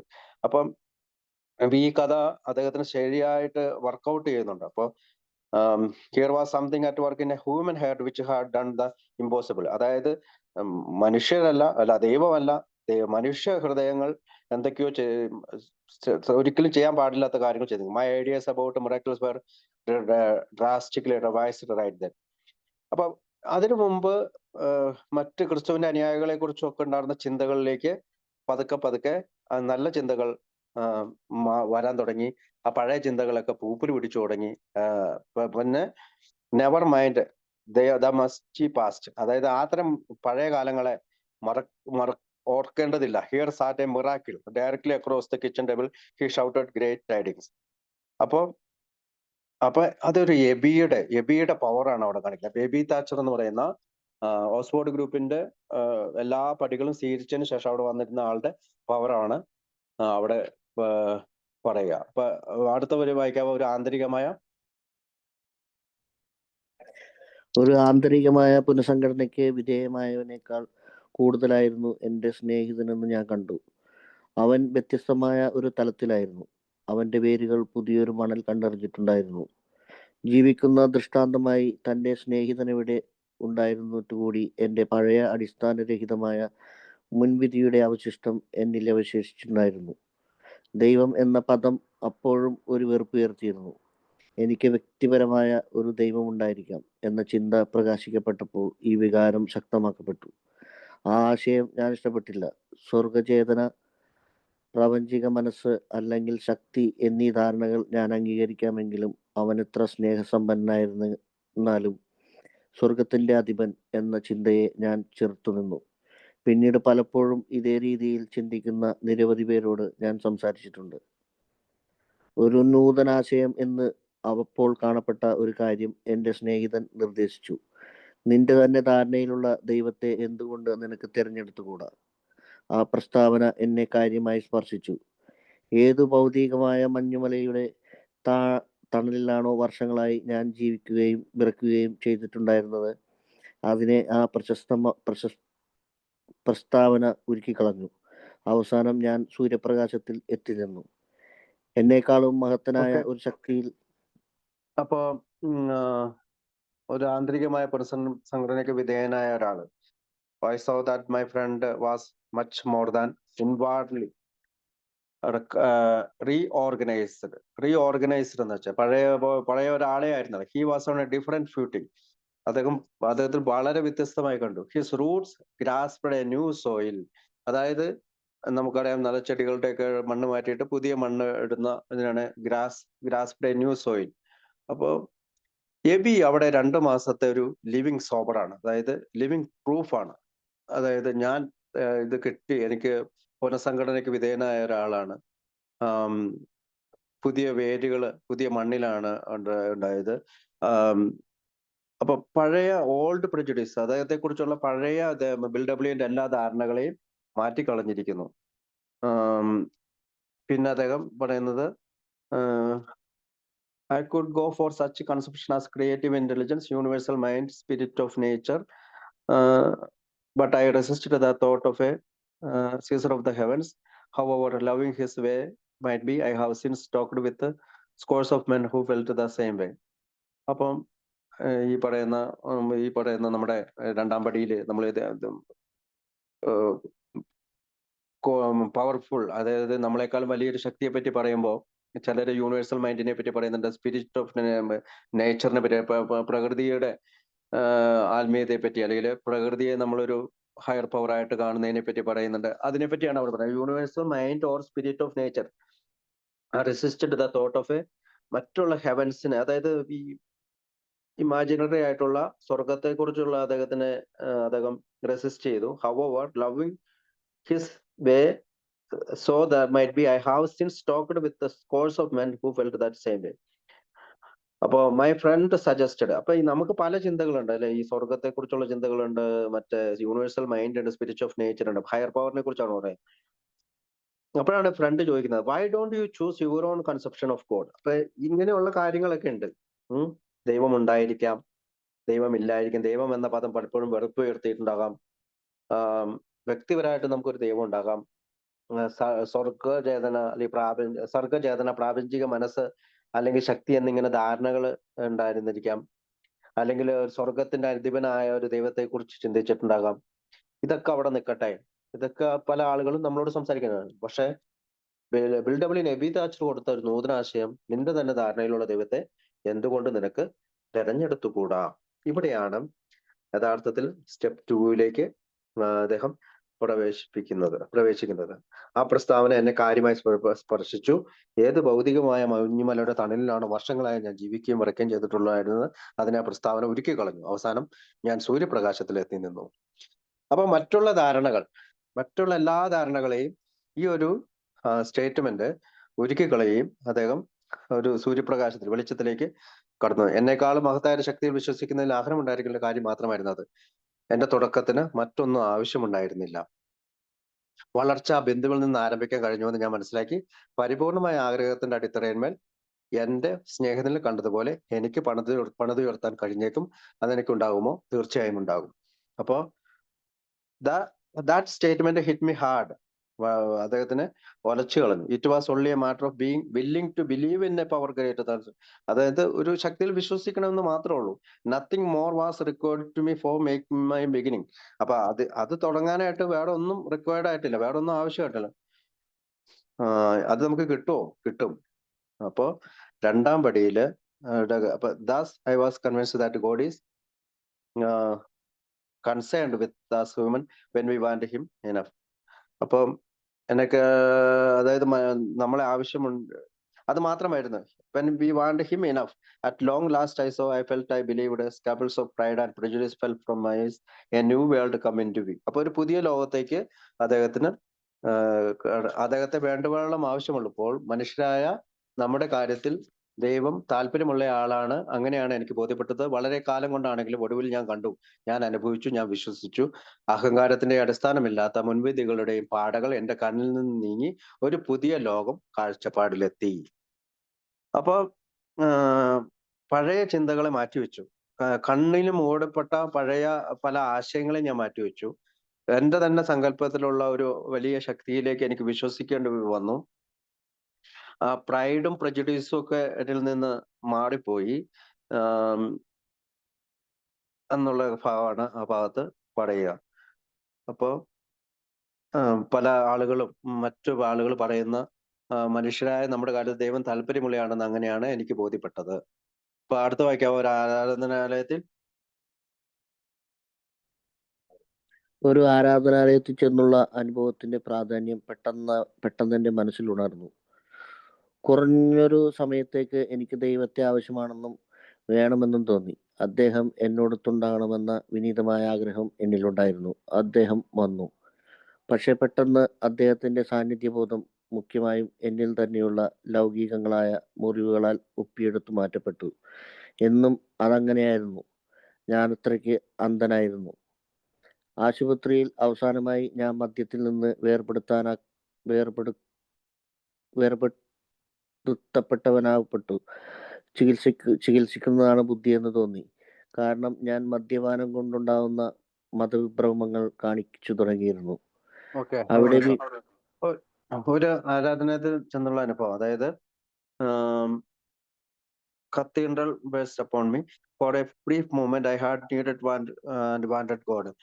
അപ്പോ കുറഞ്ഞൊരു സമയത്ത് എനിക്ക് ദൈവത്തെ ആവശ്യമാണെന്ന് വേണമെന്നും തോന്നി. അപ്പൊ ബിൽഡബ്ല്യൂനോട് എബി താച്ചർ മണിക്കൂറുകളോളം സംസാരിച്ചതിന് ശേഷം എനിക്ക് ദൈവത്തെ ആവശ്യമുണ്ട്, അല്ലെങ്കിൽ ഒരു ഹയർ പവറിനെ ആവശ്യമുണ്ടെന്ന് അദ്ദേഹത്തിന് തോന്നി. അദ്ദേഹം എന്നോടൊത്തുണ്ടാകണമെന്ന് വിനീതമായ ആഗ്രഹം എന്നിലുണ്ടായിരുന്നു.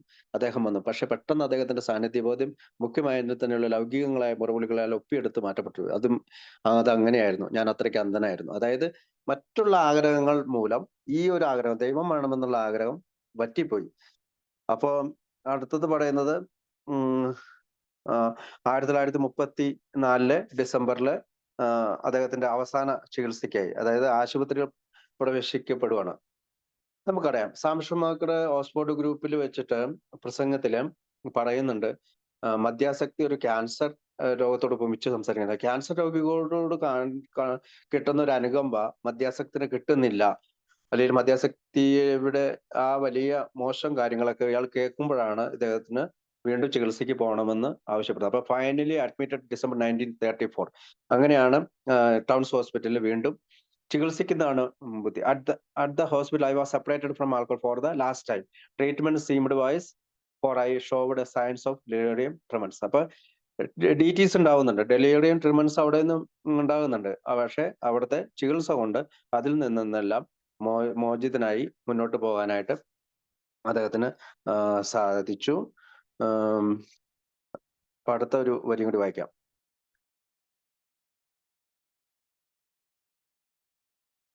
അവിടെ വിനീതനായി എന്നെ തന്നെ ഞാനെന്ന് മനസ്സിലാക്കിയ വിധത്തിലുള്ള ദൈവത്തിന് സമർപ്പിച്ചു.